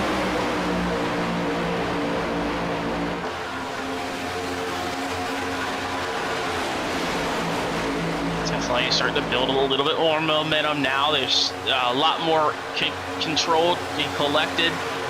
That's how they cycled out the lap machine of Gregory Vadnais. He went back to the bottom. Alex Bonsior actually just been a lap down. He's down pit road. So he actually just been a lap down, but he's also going to lose another lap as he just pitted. So that I was keeping an eye on that battle for the Lucky Dog. So that's going to be between Brandon Newton and Gregory Vadnais, as those two are battling for that Lucky Dog spot. If we do get a caution, we also got to stay clean in that wreck if that were to happen. But these drivers very aggressive. We're starting to see the outside lane start to move. The lead lap cars want to get the lap cars cycled out of their lane in front of them. So we're starting to see some aggression really starting to pick up as we're getting into the final third of this race here. Yeah, still stops to come as well. You gotta think about that one. Should be only one pit stop left in this one. Good for you, go green the whole way. And also Alex Bonsior has exited the session, so he is done for the night as well. So that's another spot Ed Matenko doesn't have to worry about losing. So he's kind of hoping just the more DNFs, the better for Ed Matenko, so he doesn't have to worry about getting wrecked towards the end of the race. But he needs about a top 9, maybe a top 10, just top 10 to be safe, top 8 or 9 to be safe. But he just needs to score 12 points more than Kyle Klink, and Kyle Klink out of the race tonight. He will finish last, no doubt. So he quitted. Left over. Keith Long blows his engine. He's just spin up the racetrack, and Vadnais is going to get involved. He's going to collect a few others. Rafferty, they're going to spin back up the track. I believe Jason Bottom's got a piece of that as well. Multiple cars go around as Keith Long blows his engine from second. Just pushing too much and staying behind Kyle Schmitz, and that's probably the biggest wreck we've seen tonight, easily, right in the middle of the field. Eric Garrison, heavy damage there as well, as you see his left front completely destroyed. As you see that front is shaking there. He's going to have to take his fast repair, as multiple drivers have to take their fast repair tonight. That's just Keith Long, just a little bit too much pushing, maybe not paying attention to the temps. Blew up the engine, lost on the apron, slid back up in front of the track. Just losing it on the apron there, trying to get out of the way. Yeah, he almost, I mean, it's probably the correct decision there, but I mean, there's just nothing you can really do at that moment. Everything else is kind of a reaction. Jason Bottom's getting tagged by Eric Garrison there. Right after his Vadnais had to avoid Keith Long there, and that came up a little bit into Daniel Jackson, and that sent them around, and also just kind of a few quick jerks of the wheel for some of these drivers, and that upset their cars, and they lost control of it. But Eric Garrison getting loose, trying to avoid Daniel Jackson. And Gregory Vadnais, he tags Jason Bottoms in that same incident there. So you see Eric Garrison just getting tagged and coming off the wall, tagging Jason Bottoms, and Jason Bottoms a little bit damaged. He doesn't look too badly damaged. You should be able to get that fixed under the caution. You can really fix this extra very well here on the sim. So you should be okay. It shouldn't be any more, but probably about a minute and a half. As long as he didn't get any wheel damage, but it looks like he didn't get hit any of the wheels, so I think Jason Bottoms might be okay. The only thing I really want to worry about if I were him is that right rear toe link, but you see just keep Long blowing the engine, and it just causes calamity behind, and multiple drivers getting involved. Austin Orris going for a spin on the apron there as well. Yeah, like 4 or 5 drivers involved there. Easily the biggest wreck we've seen tonight. I don't think we've seen the big one quite yet. I mean, if you want to call it the big one, you can, but I feel like there's going to be a little bit of a bigger wreck. How aggressive these drivers have been racing, but we missed the pit stops here. Everyone does come down pit lane except Cody Dorsey. As Cody Dorsey staying on a racetrack. And also good news there for Scott Kerberg. Gregory Vadnais and Brandon Newton were both involved in that caution. So Scott Kerberg, 2 laps down, will be the free pass. So he will go back to 1 down. So now we have a 3-car battle for the Lucky Dog, as Keith Long also he'll go a lap or 2 down as well, as he has to tow for the blown engine. We'll see how Cody Dorsey is staying out of the racetrack, so he can go probably to about 20 to go. So he has about an extra 10 laps of fuel, 10 to 15 laps of fuel, so we'll see how that works out for Cody Dorsey. If you're just not paying attention, just missed down pit road or staying out intentionally. He's talking a lot on the radio there, so I wonder what the conversations are. But right now, Cody Dorsey, he'll stay out. Kyle Schmitz will be the lineup first of the drivers who pitted. as everyone will still have to make the one stop anyway. So if Cody Dorsey can get some of his teammates, he's got Scott Kerberg as his teammate, but Scott Kerber one lap down. Not need too much help, and thus Kerber will sacrifice his race to pit with Cody Dorsey. But I mean, if he gets a few drivers to pit with him a little bit earlier, they can jump the rest of the field if they push really well. So I mean, he's still got one pit stop, but he's just got to try and bring at least 3 or 4 other cars down with him if he wants to try and stay in this race. Yeah, I mean, it's going to be tough to convince even your teammates to come down pit lane in laps early, but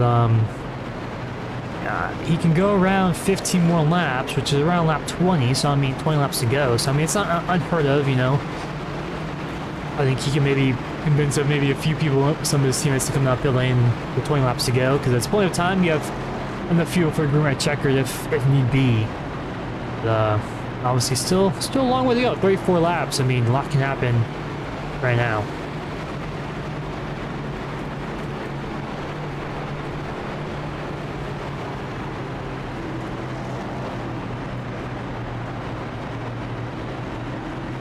Yeah, so right now, these drivers are going to get rack them back up, as you won't see the aggression drop anymore. So these drivers are going to stay aggressive the rest of this race. But one more stop. We'll see if we get to that stop. These everyone who just pitted will be able to go to about 8 to go. But I don't think they'll go that long. I think they'll pit maybe a little early just so they have some sort of time to make some moves. But you never know what can happen. Caution comes out or whatnot, and obviously who you're around could affect when you pit as well. If you want to pit with your teammates, want to pit with someone else you've been working with as well in this race, which is pretty much when it comes down to the end of this one, you know, you have no teammates, you know. Whoever's you've been working with well tonight, I think that's where you kind of got to stick with, you know. Maybe that's your teammates, maybe it's some random person as well on the racetrack that you've just been working really well together. I mean, that's kind of how these Super Speed races are won, you know. Just find out who you're good with and who's a good pusher, who's good at being pushed, and kind of go from there, especially at crunch time here at the later half of this race. We'll see how well these drivers can work together. This later part of the race is going to be the most important, to work with a teammate. Pace car's off, green flag back in the air. Cody Dorsey, a little good restart, but then a big check up there, and now that allows Kyle Schmitz to stay alongside. So the best restart for the outside lane we've seen all night long. Kyle Schmitz and David Mayberry pushing together in the outside lane. Lost a little bit of help as they take a few car lengths back. Schmitz will clear down though, so now Mayberry by himself for just a little bit until Patinko gets to his back bumper, but Patinko will slot back in line, so David Mayberry all by himself on the outside lane. Yeah, all by himself, no help at all. He's slot in line ahead of Aaron Patinko, not quite, as Mayberry got shuffle back down 6th place now, and he's gonna keep on going further back as well. As these drivers are trying to start to build their runs, get back up to speed once again. We'll start to see the outside lane start to move a little bit. Mayberry, he falls all the way back to the back bumper, front bumper of Eric Garrison. So Eric Garrison trying to work on the outside lane a little bit, but he'll duck back in line. And now that leaves David Mayberry kind of by himself again, as he set up a little bit back to David Wells, as he cannot find a lane back in as well. So far, single file through the majority of the field. So do have a poll out in the chat if you want to vote. If you see a new winner tonight, so I've had that up for 12 minutes. So I had a few predictions as well. Dakota Bly being a new winner, but also kind of a mention, as I mentioned earlier before, when you're in situations for some of the drivers, no one has that except Evan Patinko and Kyle Klink. Actually, not even Kyle Klink, because he does not have the minimum amount of races, but no one can get a win you're in situation. But 3 drivers pointed their way in and clinched the spot into the playoffs tonight, being Scott Kerber, Alec Bonsignor, and Dakota Bly. 3 drivers without a win have all pointed their way into the playoffs. So it's between that final spot between Patinko and Klink. But Kyle Klink being out of the race early tonight, sitting in 20th there. So he'll get a minimum of about 18 points. So Evan Patinko needs to get about top 8 to stay in that spot. But right now, the outside lane is starting to make a little bit of ground. Rusty Rafferty leads that outside lane now. Some of these drivers looking for their first win of the season are going to start to get more and more aggressive. They want to get up in front. They're alongside Brendan Maddox right now, about 5th place in line. Side by side is Daniel Jackson, a little bit of wiggle, tries to look for the middle there under Rusty Rafferty.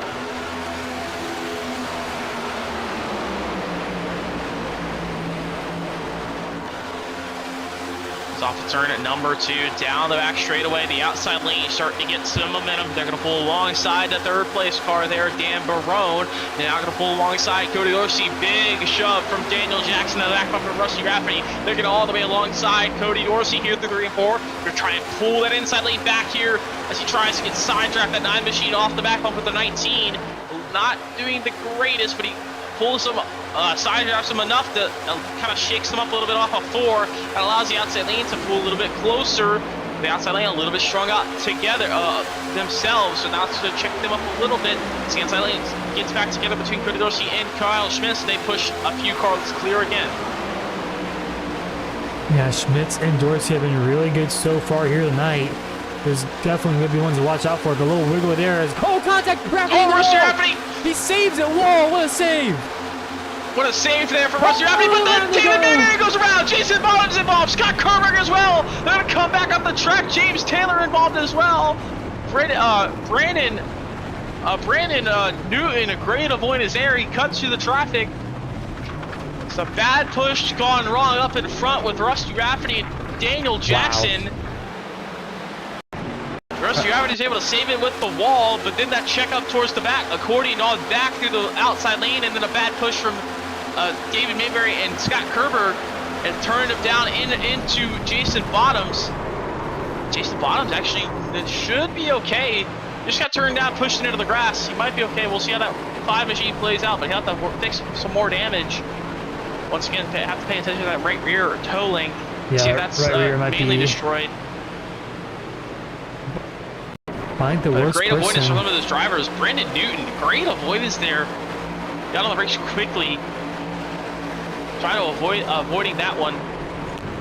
Let's go on board here with Brandon Newton. Sees the driver sliding back up the track, gets it back on the apron. Has avoided one more Jason Bottoms, so Jason Bottoms gets back rolling just in time. So Brendan Newton avoiding that. Gregory Vadnates, believe, may have got a piece of that. We'll have to see. Vadnate's got a piece of that. That means Brandon Newton will be the lucky dog. So yeah, Gregory Vadnate did get a piece of that. He did get an incident point off of Scott Kerberg. So now Brandon Newton peak avoidance there, great avoidance there for Brandon Newton. And he was able to get the best out of that.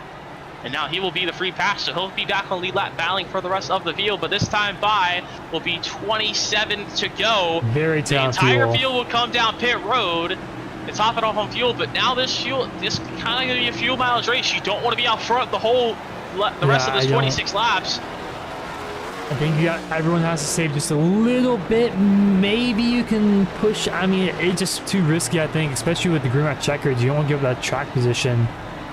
I mean, we'll see. I mean, Patenko looks like he took fuel only. He's going to be the first one out of his box. So we're going to go green with 25 to go. So they should be good on fuel. I mean, I'm guessing some of these drivers probably going to get fuel under this caution as well. And some drivers probably might top it off as well, just to be safe. Yeah, if you're kind of the tail end of the lead lap pack, might as well come in and top off on fuel. Just give yourself a little bit of security. Like you said, a green, white checker. If you get one of those, and we get a caution with like 3 to go, you want to try and keep your track position. You don't want to give up your track position if you're up front. So you want to try and stretch that fuel as close as possible, so that can give a little bit extra security for a green, white checker.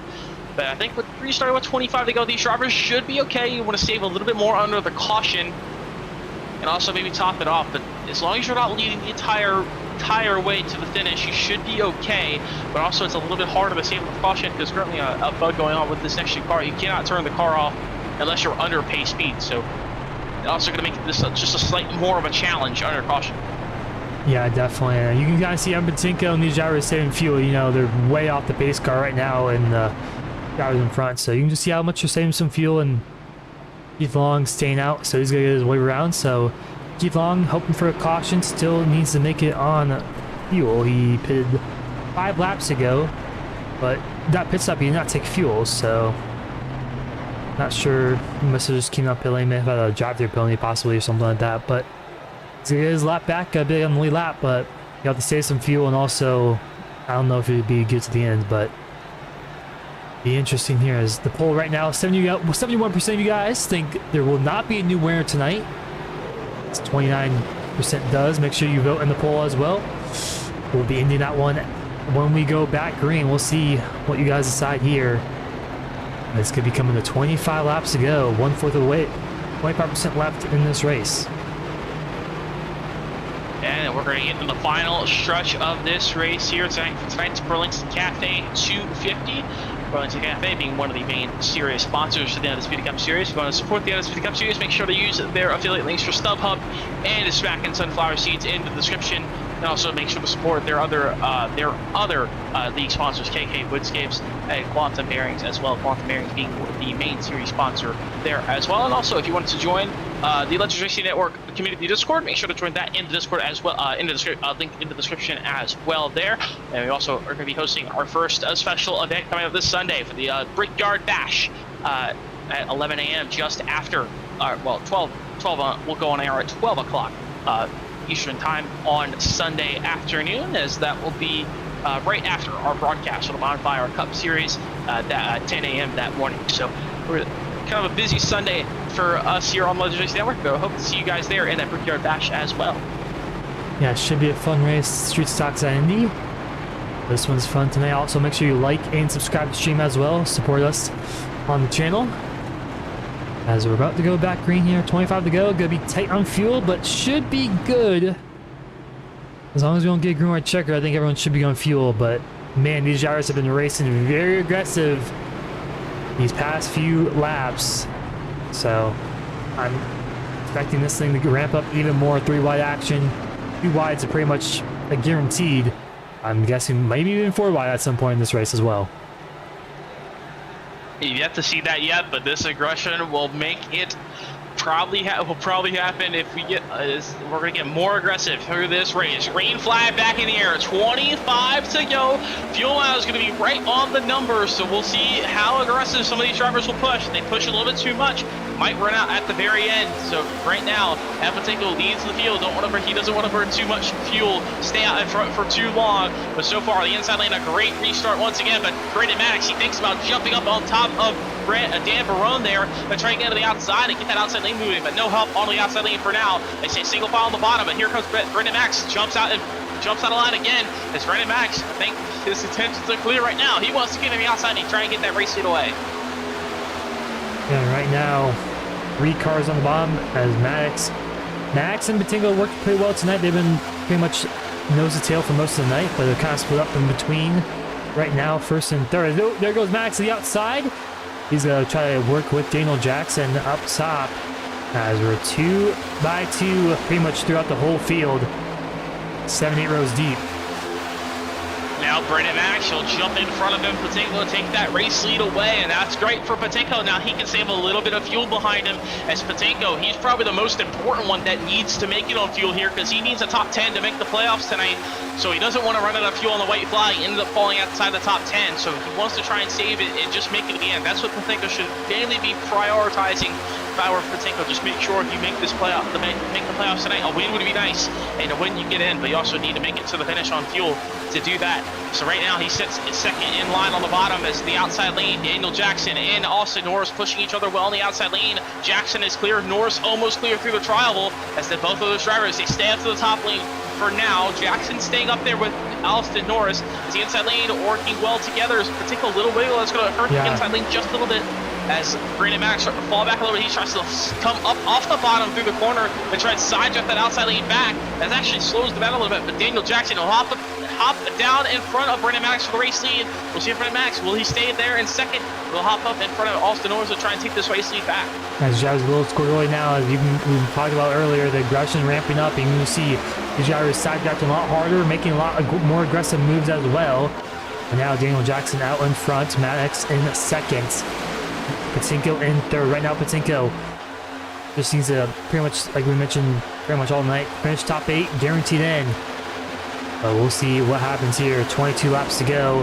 As here comes the outside line. That's Austin Norris in the 15 machine as Daniel Jackson goes up the block and kind of working both lanes right now for that 16 machine.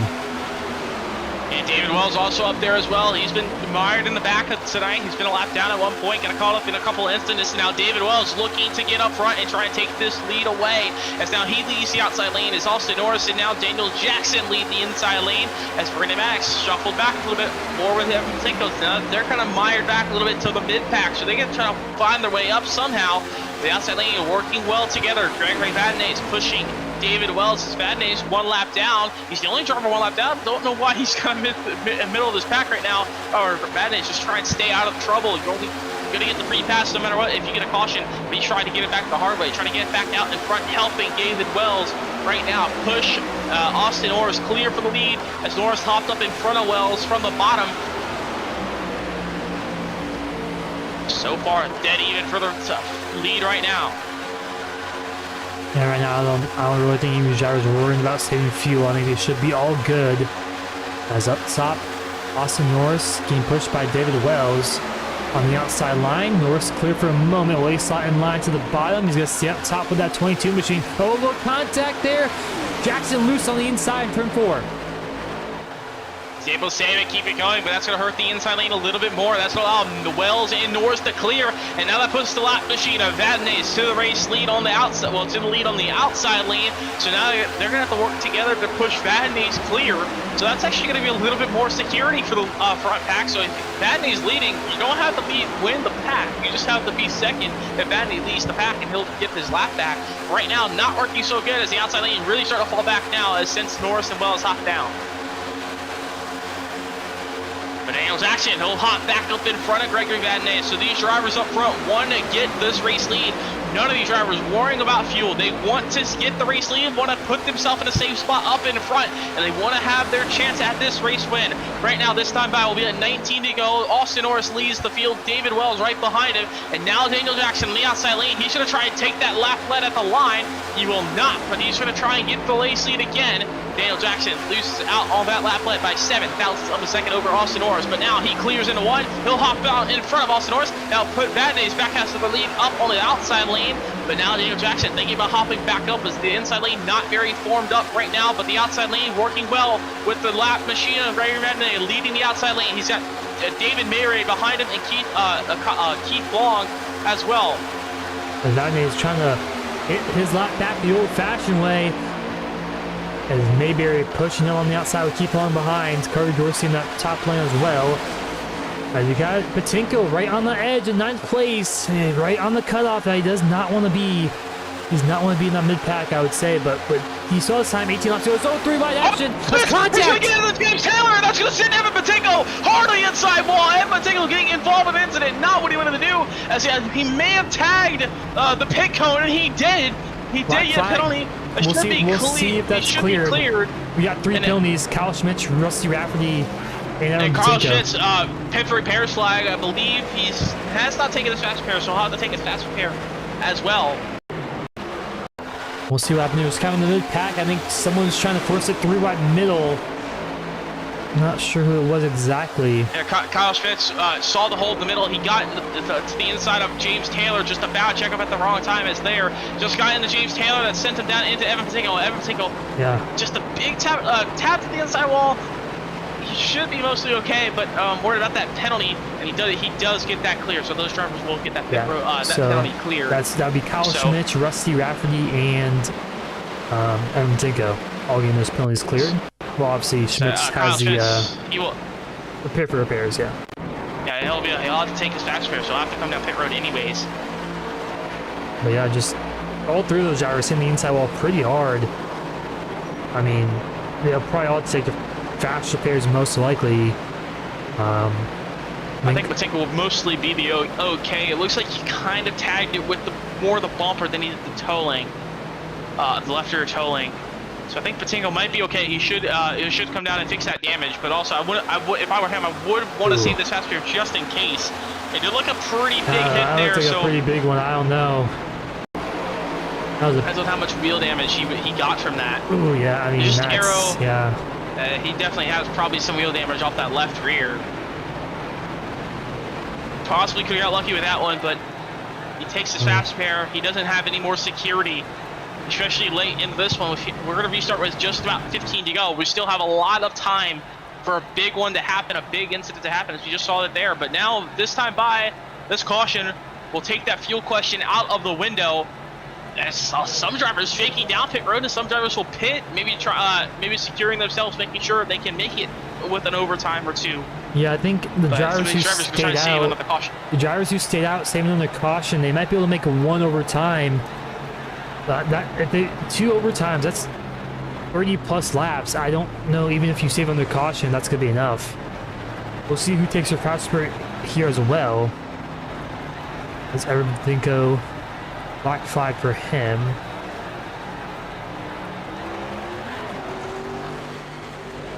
Into his stall he goes. I think he will take his fast spurt. Yes, he will. So Kyle Schmidt taking his fast spurt. Rusty Rafferty took his fast spurt there. So the 3 main drivers involved that we saw took their fast spurt, and also James Taylor as well.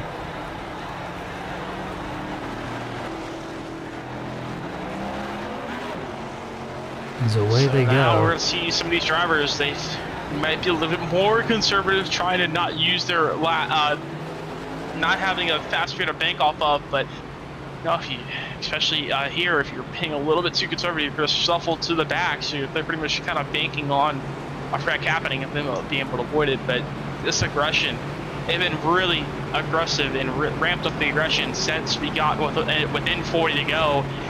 And we saw these drivers up front, Daniel Jackson, David Mayberry, Austin Norris, David Wells were not afraid to shuffle up in front for that race lead. Those drivers wanted to keep the lead as much as they can.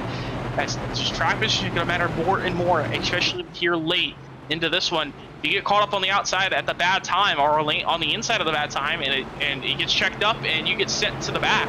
You want to try and stay up front as much as you can, especially now. If you get mired back in the back of the pack, it's going to be much harder and harder to move up, especially since everyone's going to be staying side by side. You're going to have to try and make a 3-by move if you want to work your way up, and that can cause a lot of chaos. You're just going to need a lot of help if you want to try and move up, especially here with 15 to go. It's going to be more and more aggressive as we get later into this one. Yeah, we still haven't really seen a big one. We've seen a couple wrecks with 3 or 4 or 5 cars, but nothing too crazy out of the ordinary. But we still have a chance of seeing the big one tonight. Double and following up as Daniel Jackson will be race leader, and the outside of him is David Mayberry in second. So as one driver we got to watch out for, Evan Patinko currently 14th. He's out of the playoffs right now in this position, and no fast spurs left for him. So even though Kyle Klink only did about 6 laps, he still has a chance at making his way into the playoffs, and he's one to watch out for. 6 starts, 4 top 5s. F1 QB1 to sneak his way and have a championship run in the playoffs so he can make it in tonight.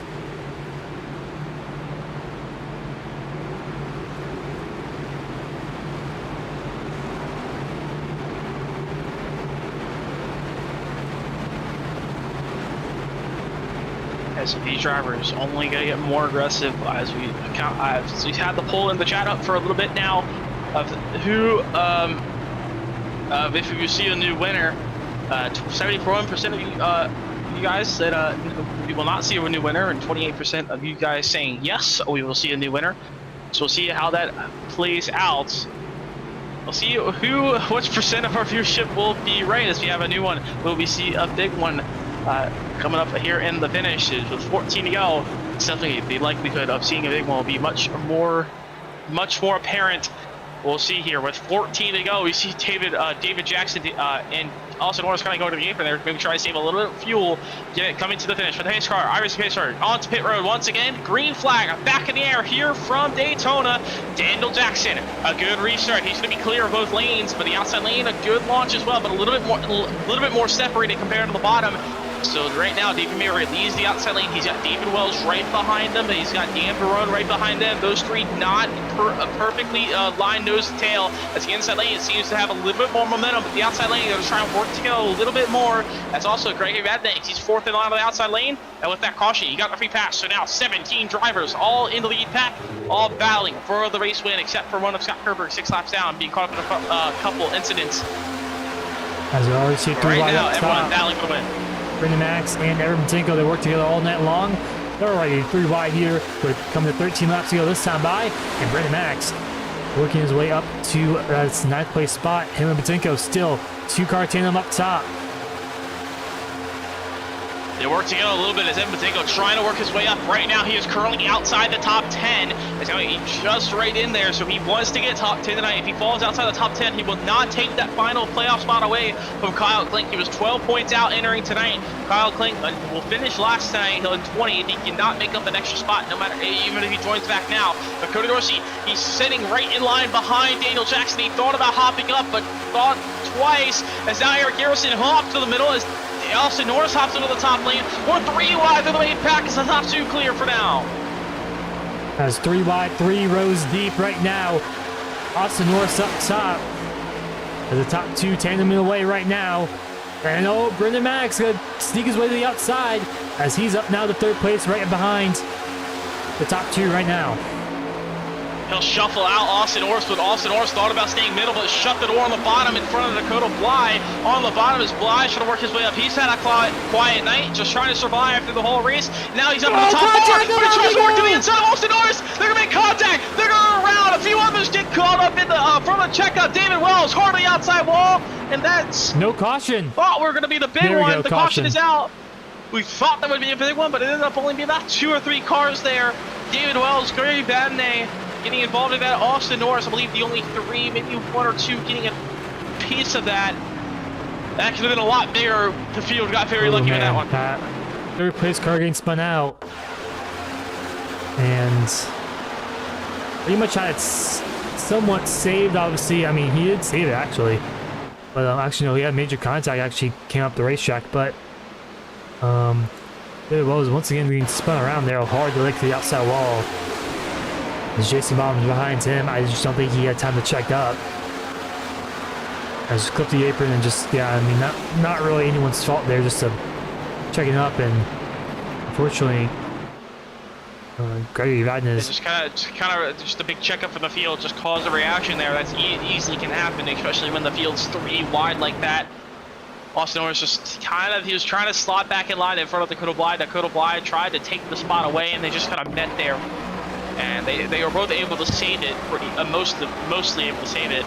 Yeah, just enough of a gap for Bly to peek his nose in there, and then Norris just left just enough. I think Norris just didn't commit early enough. I mean, he could have went down. He just didn't commit fully, which that's just kind of what happened there. It looks like, but I mean, I'm surprised there was only literally 4 cars involved there, and only 2 really got major damage. Maybe 3. Yeah, Kyle Schmitz, wow, he barely missed David Wells there. Let's go forward with Kyle Schmitz. He just barely, as he just saw pretty much his race flash right before his eyes right there. What avoidance for Kyle Schmitz. So you'll see the initial contact with Austin Norris there as he just checks up right. Oh, David Wells right in front of his bumper. What avoidance there for Kyle Schmitz. That was very close there.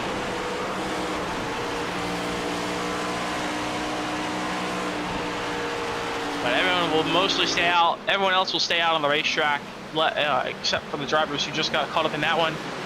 Scott Kerber, he'll get one of his laps back. He'll be back to 5 down. David Wells, he will be out of this one. Yeah, he's out of this one. Already used his fast player from earlier wreck. Gregory Vadnais as well will be out. But Jason Bottoms, he may have got a piece of that again, so he probably come down and fix this damage a little bit.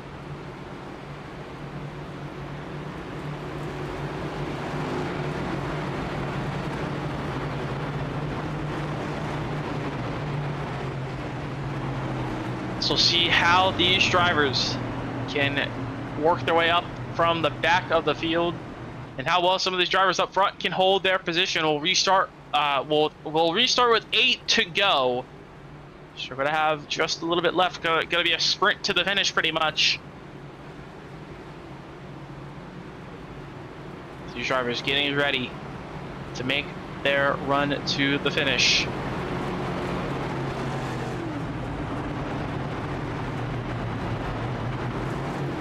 But Daniel Jackson leads here so far as he's been up front since kind of that last pit stop we saw lap 25.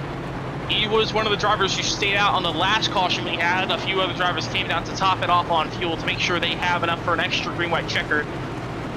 Daniel Jackson making his second start of the season, looking to take this win away, take the win here from Daytona.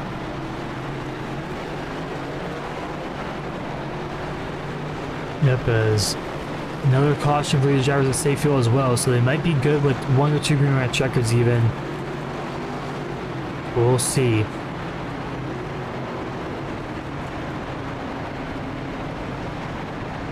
So now the field off the tribal will line it back up, double file, re-rack them once again. As we're getting out of the final stretch of tonight's Burlington Cafe 250 here from Daytona. Burlington Cafe, one of the main sponsors of the Undisputed Cup Series. Also as well with Quantum Bearings, the lead series sponsor as well for the Undisputed Cup Series. Make sure to also check out KK Woodscapes as well. And also the other two sponsors of Smack and Sunflower Seeds and SCCRs or Pylon right now, and also StubHub. Make sure to use their affiliate links in the description to support the Undisputed Cup Series. Also, you want to join the Legends Racing Network Community Discord. It's also in the description as well, hosting our regular special event this Sunday right after the Bonfire Cup Series coverage wraps up on Sunday. If you guys want to join the Brickyard Bash this Sunday afternoon, you sign up in the Legends Racing Network Discord. Also enjoy the content here throughout the week, our weekly broadcast, all our leagues. Make sure to give a like and subscribe to the channel, support us here at Legends Racing Network. But we're happy to call this one to the finish here for 8 to go. We'll see Daniel Jackson try to save a little bit of extra fuel, just trying to get as much fuel as possible. You see that in real life, just trying to get off the banking to kind of keep the fuel getting picked up there, as kind of staying and also just getting the shorter distance. But now the pace car will take that hard left turn onto pit road one more time. The question is, will we see it back on the racetrack again for the final 8 laps into the Geico restart zone? Green flag back in the air with 8 laps to go. Daniel Jackson off with a great start. The outside lane a little bit separated like usual. As Brandon Maddox, though, he'll hop up to the top from second on the inside. He'll jump up to the outside. He's going to try and clear Daniel Jackson in the 1. Is he going to be able to do it? No, he won't. But that's going to allow the outside lane to get a little bit more momentum initially. And that's going to stay side by side now. The inside lane a little bit spread out now. Yeah, inside's not really formed up too well. The outside a lot better as Dorsey pushing Maddox up the top side. Zermatinga also behind him as well, as now the outside inside really formed up already down to turn 3. As now it's a dead heat between the lanes. We'll see if anyone maybe gets aggressive to try and make a third lane Jackson's to the tail end of the pack. So far, Daniel Jackson clear. Big wiggles from the outside lane between Cody Dorsey and Brendan Maddox, but they still get the good run. They're staying alongside. Max will stay side by side. He's not going to have enough to clear as the inside lane. Rusty Rafferty giving a good shove to Daniel Jackson for the race lead. As Brendan Maddox, not enough to clear. But so far, the lane is staying clear. They don't want to get too aggressive on this push. Something can easily go wrong and send one driver around. We also don't want to blow up. Keith Long blew up earlier in the race. He went a lap down. He got back on the lead lap, and now he's battling for the race lead again. He's kind of mired back in the mid pack, but you don't want to blow up now. If you don't, so you want to watch your temps here, especially with 5 to go. Still have plenty of time to blow up your engine. As Jackson's now clear big time. Will he go up top on the exit of the corner? Will he stay low with Rusty Rafferty? Yes, he will. As you can see how aggressive these pushes have been. How wiggle these drivers have been out front. 6 laps to go this time by now. Tail of the outside lane starting to spread out just a little bit. As Cody Dorsey, he's been locked on that buffer over Brendan Max for the last few laps. You got to expect his temps are going to start to get very hot. As now he leaves a little bit of a gap to the back bumper, Brendan Max. That's might hurt the outside lane a little bit. Big winners on the bottom. Eric Garrison, bad shove from Brandon Newton there. And that's going to check up the inside lane. That's going to allow the outside lane with a big momentum. The top three might get clear. Evan Batinko going to force his way down. He's just staying. He can't do it, though. But Cody Dorsey will hop down in front of Daniel Jackson. As now it's Brendan Max and Cody Dorsey for the race lead. Side by side now. Batinko and Max now up top. Where to go once more. Two-car tandem. But here comes Dakota Bly in that 25 machine. He's had a quiet night. He hasn't won this so far this season. He looked low, hit big block there from Evan Batinko. Evan Batinko has to be careful. You don't want to make too many aggressive. If he gets the top 10, he's in the playoffs. If he doesn't, he's out. So Evan Batinko just has to be careful. Make sure he can get it to the finish here with 5 to go. As I mentioned, Dakota Bly already locked into the playoffs. He does not have a win, but he's looking to get his first win of the season. But right now, the inside lane seems to be much better. Austin Norris in the middle, 3 wide towards the middle of the pack. That's hurting the outside lane. As now Cody Dorsey, Daniel Jackson, Rusty Rafferty, and Dan Barone clear. Now Jason Bottom's clear. The top 5 clear on the bottom. As Rusty Rafferty, he ups up for the bottom. No help though on the outside lane. He's trying to side jet that as hard as he can, but he's falling back just a little bit. As here comes Maddox, going to push that 34 machine now. As the top 3 clear. For now, gone through 1 and 2. The outside falling back just a little bit as Jason Bottom's now clear in 4th. And now also Kyle Schmidt's clear as well. He's here with Max, 3 wide. You got split Rusty Rafferty. Now they're 3 wide, 4 rows deep in the middle of the pack. That's going to hurt the outside lane, the middle lane, though. So we'll see the inside lane start to cycle up a little bit. Austin Norris getting involved in that last caution. He's now worked to the top lane. He's side by side with Kyle Schmitz. He's got a solo momentum on the outside of the lane, working well enough for now. We'll see if Jason Bottoms hops up in front. No, he won't, but the outside lane is diminished. As here comes Daniel Jackson. He hops up, tries to pull Austin Norris back, but not going to be enough. The outside lane is starting to fall back, but now they're going to try and build a little bit more momentum with 3 to go. Cody Dorsey still leads. Rusty Rafferty with a huge shove to Austin Norris, but that really just checked up the outside just a little bit as Rusty Rafferty now stuck on the outside, 3 wide. He's going to fall back just a little bit. No help from behind that 34 machine. The outside lane diminishing, shuffled. Evan Batinko outside the top 10, currently looking outside, looking into the playoffs. Right now, he just needs to get back into the top 10 to point his way in. The top 3 are clear for the race lead on the bottom. This time, by the way, Daniel Jackson gets turned. He goes hard on the outside wall. Big damage. He keeps it straight, though. We stay green with coming to 2 to go. 5 miles left here from Daytona. Hard hit to the outside for him, as now the outside line still forming up. Didn't lose too much momentum from that one. And Mr. Caution. Eric Garrison goes around off the trial. Rusty Rafferty involved, Eric Garrison involved as well, and Brendan Maddox slow as well. As Daniel Jackson most likely out of tonight as he already used his fast pair. Brendan Maddox still has a fast pair left, as this is right in the middle of the pack. So let's go back a little further and just see what happened there with Daniel Jackson leading the second lane. Just probably a pushing to push moment. Oh, just about shove. 3-car tandem. All of them were really out of shape there and just sent Daniel Jackson to the wall. And then a secondary incident here with Eric Garrison. That's another big checkup as Kyle Schmitz hops to the outside lane. Big stack up and ended up Brandon Max tried to send it to the middle 3. Ended up getting into Eric Garrison there, collecting a few others. Rusty Rafferty, a little bit of damage. Might be okay, but he's going to be towards the back and he's got a lot of work to do here on this final restart.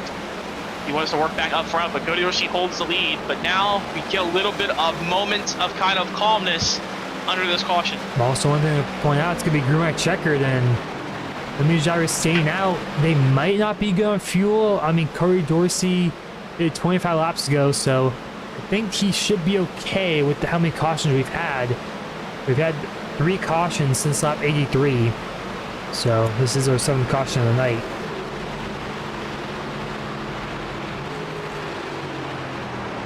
So it will be a 2-lap shootout here to finish this one.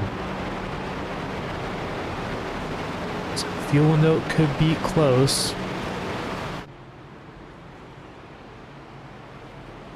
So if we look on the left side of your screen, you see the last time these drivers pitted. In the last pit stop lap. So Dorsey on lap 75 fuel window 24 to 28 under green. We've had, like I mentioned, 3 cautions since then. So I think he'll be okay on fuel, and everyone else who pitted before on lap 75-ish. I mean, got right, what, 4 or 5 drivers pitted on lap 75, so I think they should be good for at least one green white checkered. I would assume so. They've had also a decent amount of caution laps that can help them just a little bit. They have 3 green white checkered attempts, so we'll see how much they can go. See Dan Barone being the worst off on fuel there, being on lap 74.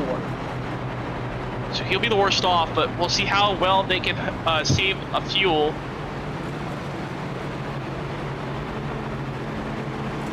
Well, we'll have 2 more attempts if this one does not go to the finish. They just have to make it to about the tri-oval to get the white flag.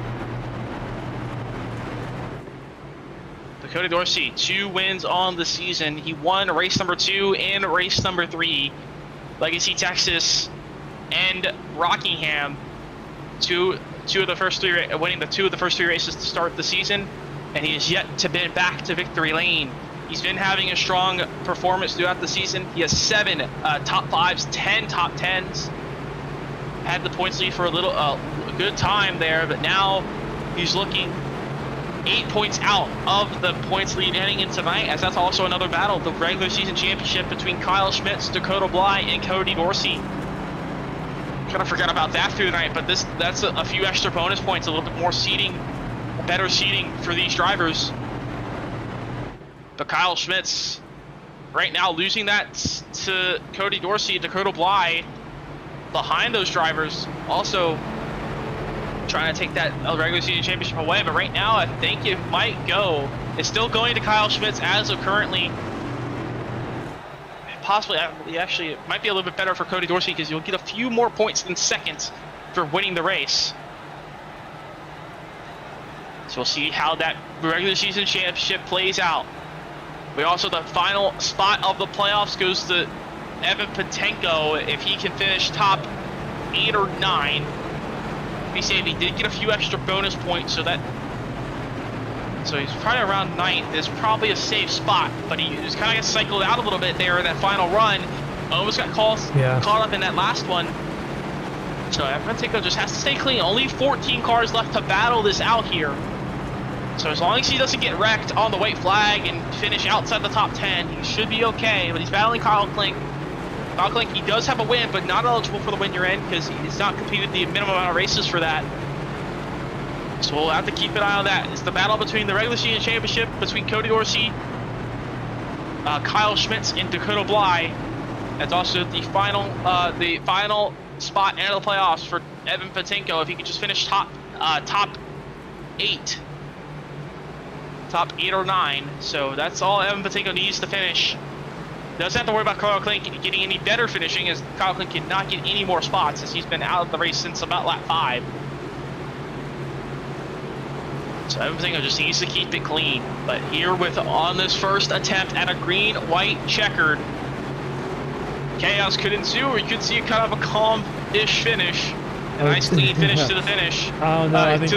I think chaos will ensue from how this race has been, but you never know what could happen. I mean, but we'll see. But man, this race has been really, really good. The first 38 laps or so, we went green, had a green flag pit stop, but since then, we haven't really met more than really 10 laps, 10, 15 laps. So. I've been a caution-ish race in the later half. We'll see if Cody Dorsey and Dan Barone, they last pitted on lap 74. We'll see if they saved enough under the cautions to make it one green-white checker. The pace car is off, and if the Geico restart zone for possibly the final time tonight. Green flag back in the air. Jason Bottoms with a good shove to Cody Dorsey, but that separates the inside lane by a good margin. Dan Barone trying to side draft as hard as he can. Kyle Schmitz trying to get back up, but the top 4 or 5, top 6 right now, a little bit separated as everyone else is kind of off the back a little bit. Yeah, mostly single file on the inside. 4 cars up top. Patenko slots in line in front of Dakota Bly. There goes Brendan Max up top on the outside. So it's 4 on the top, 5 on the bottom. Everyone else single file and back. We'll see if the rest of the field can kind of catch back up and get a big run. Barone with a shove from Schmitz. He'll clear down into 3. Oh, but no, never mind. Let's go 3 wide. Big wiggle from David Mayberry. He'll slide up the racetrack a little bit with Brendan Maddox bumper. And now that shuffles out the rest of the field. Now the top 3 are clear. 1 lap to go. Arzo wrecking the mid-pack there. Across the line they go. Through the grass. That's Dakota Bly. Oh, in the inside wall hard for the Dakota Bly 925 machine. Final time through turn 1 and 2. Jason Bottoms leads over Cody Dorsey. The top 3 almost single file. Evan Patinko just trying to stay clean right now. He leads the outside lane. Kid the outside lane getting a little bit more going. Austin Norris stays to the bottom. Brendan Maddox tries to leave into the outside lane. Austin Norris hops up in 3rd in line. He'll side drive Cody Dorsey down the back straight away into 3.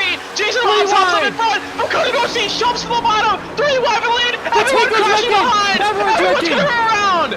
The entire field pretty much goes around, and it's all Austin Norris out in front by himself. But Austin Norris is blinked out. It's going to be Brandon Newton. Brandon Newton is going to win here from Daytona. What a chaotic finish. Austin Norris, he was in the race lead, but he blinked out, and he got sent to pit lane, I believe, or... maybe incident point. It was a 21 incident limit, and he hit the incident limit. So Austin Norris in the final corner gets disqualified for incident points, and Brandon Newton wins from the pack. Out of nowhere, Brandon Newton, he was laps down early in this race in a comeback story for the 3 machine, and we've seen this before. The 3 machine wins at Daytona, and Brandon Newton wins and gets his first win of the season. Wow. Started 20th, dead last, up 19 spots, winning that race here tonight. Let's take it through his final lap and what happened there. Wow. As just chaos ensued down to the 3. Jason Bottoms tries to block the outside of Austin Norris. Cody Dorsey saw the gap. He took the gap. And Brandon Newton from the back of this pack, as he just makes it through the chaos. As you'll see, Jason Bottoms, he'll try to block Austin Norris up top. It leaves the door open to the inside for Cody Dorsey. Cody Dorsey forced to the bottom. If they make contact, it sends pretty much the entire field around. And then Austin Norris got a 4X from that one. He gets disqualified, and Brandon Newton shuffles through in front of Cody Dorsey, and he takes the race win. Evan Matenko, in other news, he was also involved in that one. He finished 7th. Now, with his bonus points he got for leading a lap and also leading a few laps, he got a bonus point. We'll see if that stays. He should be okay. We'll have to work that out under the brake with Brandon Newton waiting to burn it down here on the front straightaway. Is ready to celebrate this one, as just from the back of the pack on that final green white checker, that tells you anything can happen here at Daytona. As what a chaotic finish that was. Burn it down. And the iconic 3 machine, the free make.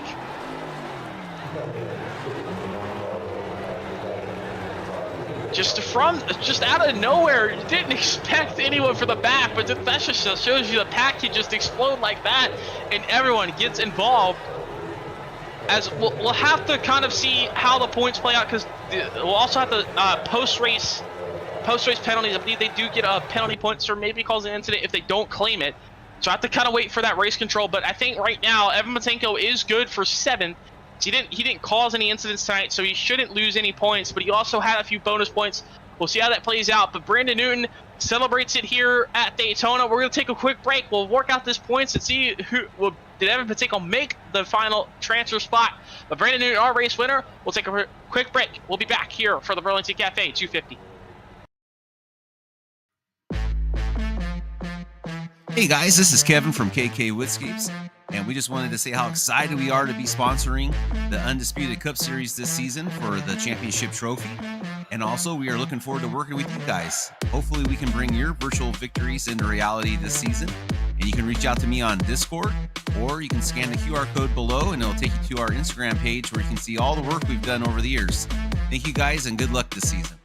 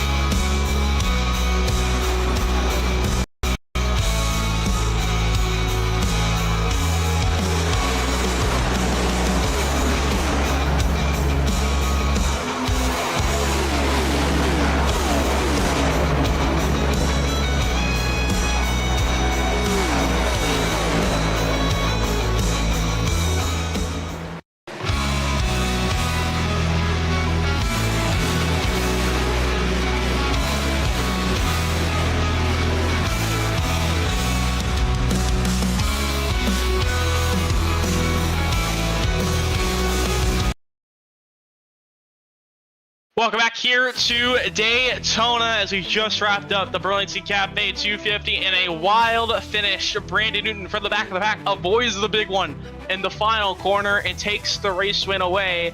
Before we get to our top 10 interviews, let's take a quick look at tonight's results for tonight's Burlington Cafe 250. As Brandon Newton, our race winner over Cody Orsi, David Mayberry finishing third, James Taylor rounding out the top four, and Rusty Rafferty rounding out the top five there. Eric Garrison finishing sixth, and Evan Patinko finishing seventh, has done the minimum he needs. If he didn't get any bonus points, he would have tied, but he did lead a lap, so we got a bonus point there. So Evan Patinko is in the playoffs in our final spot into the playoffs starting next week. As Dave Barone, he'll finish 8th tonight. Dakota Lyle will finish 9th. Jason Bottoms will round up the top 10. Finishing 11th will be Brandon Maddox. Keith Long rounds up the lead lap cards. He'll finish 12th. Austin Norris finishing 13th. Kyle Schmitz in 14th. Scott Herberg finishing 15th. Daniel Jackson in 16th. Greg Van Nys in 17th. David Wells in 18th. 19th. Alex Bonsior. And rounding our 20-car field tonight is the 31 of Kyle Kling. But out in front, he was at the tail end of the field in that final lap, but he avoids the big one, and he gets the race win away from Austin Norris, getting TQ'd off of turn 4. How does it feel to get this race win? Man, it feels good to be honest with you. You know, I started that, I had to do the drive-through penalty, race to lap 75, 76, get that, back on the lead lap, and it felt good to be honest with you. And what was going through your head on that final green-white checker, knowing you were lining up towards the tail end? It was going to be a much harder feat to do compared to the top drivers already in the top 5. Just what was going through your head there, just trying to avoid that last big one? I seen everybody going low and stuff, spinning out, so I was like, I was thinking, let's go high, ride the wall, and just let it ride and see what happens. And you were able to avoid that last one and get through and get your first win of the season and your second start. One of the new wave of drivers is coming in, but you're unfortunately not able to make the playoffs, just not being in late enough. But you're still joining a little bit too late, but you're still able to get the win. Just kind of how does that bring that momentum coming into the kind of going in, even though you're not fighting for the playoffs, but just how's that momentum build going into the rest of the season, just getting that win? It felt good, man. I was just, I want to come in here, try to make a name for myself, get my name out there, and it felt good to get the win. And you're able to take that race win. But before we send you off on your way, any sponsors you like to thank for tonight's race win? I got to thank, Undisputed and Cody and, letting, give me the opportunity to come in here into this league and getting a little bit of race time.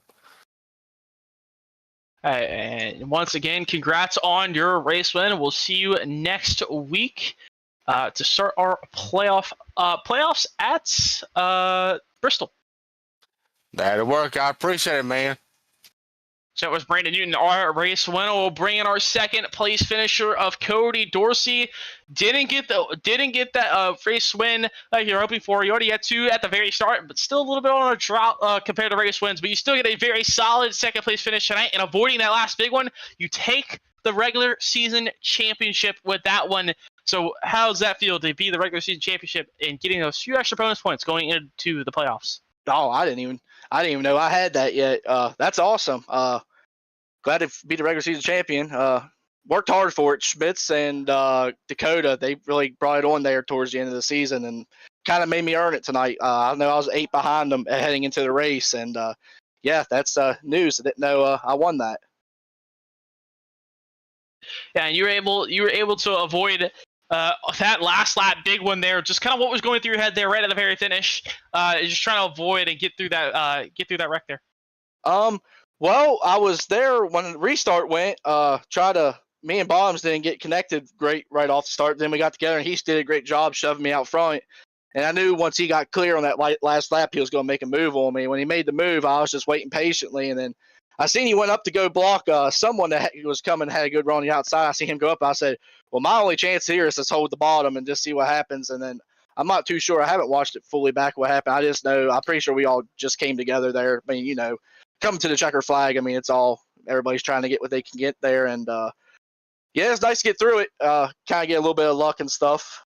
Pretty much that's all it is there at the end with that. I mean, I got a little bit of damage. I was great, though, to pull it home P2. Kind of hopefully take some good momentum heading into the playoffs. Yeah, and especially getting that regular season championship going to give you a few extra bonus points as well. But before we stand off on the way, any sponsor link for tonight's race win? Yes, I want to thank the Burlington Cafe. Had them on the car tonight. It's great to they're a great sponsor for us and stuff. It's great to get them a podium finish tonight. Want to thank Quantum for what they do for being our title sponsor. Of course, want to thank you guys at Legends Racing Network. Sorry about that. For your broadcast and stuff. Appreciate what you guys do for us each and every week. I want to thank Smack and Sunflower Seeds. They came on here just a couple weeks ago. They're a great partnership and look forward to growing with them. Admin Box, and I believe that's all of them. I'll try to make sure we get all of our main sponsors in the league. But mostly thank you guys. I really appreciate what you all do each and every week for us. Hey, once again, congrats on your second place finish and your regular season championship. We'll see you next week at Bristol. All right, thank you, Aaron. So that was our second place finisher of Cody Dorsey. We'll bring in our third place finisher of David Mayberry. You had to work your way through the pack multiple times tonight, but you're up front when it mattered. Just kind of what was going through your head there on that final restart, able to get through that wreck. Well, I wasn't happy because I was starting on the outside, and almost all night long, everybody kept abandoning the outside. But it kind of worked out. I don't know. One time, I think somebody shot up the middle, and I followed them, and I don't even know what happened on that wreck at the end. I just reacted and dove down to the apron. But yeah, it's a good league though. This is only my second race, and everybody seems pretty mellow. Nobody yelling at each other. And I would like to give out a shout out to Keith Long during one of the stints. He was just pushing the heck out of me, man. He did a good job.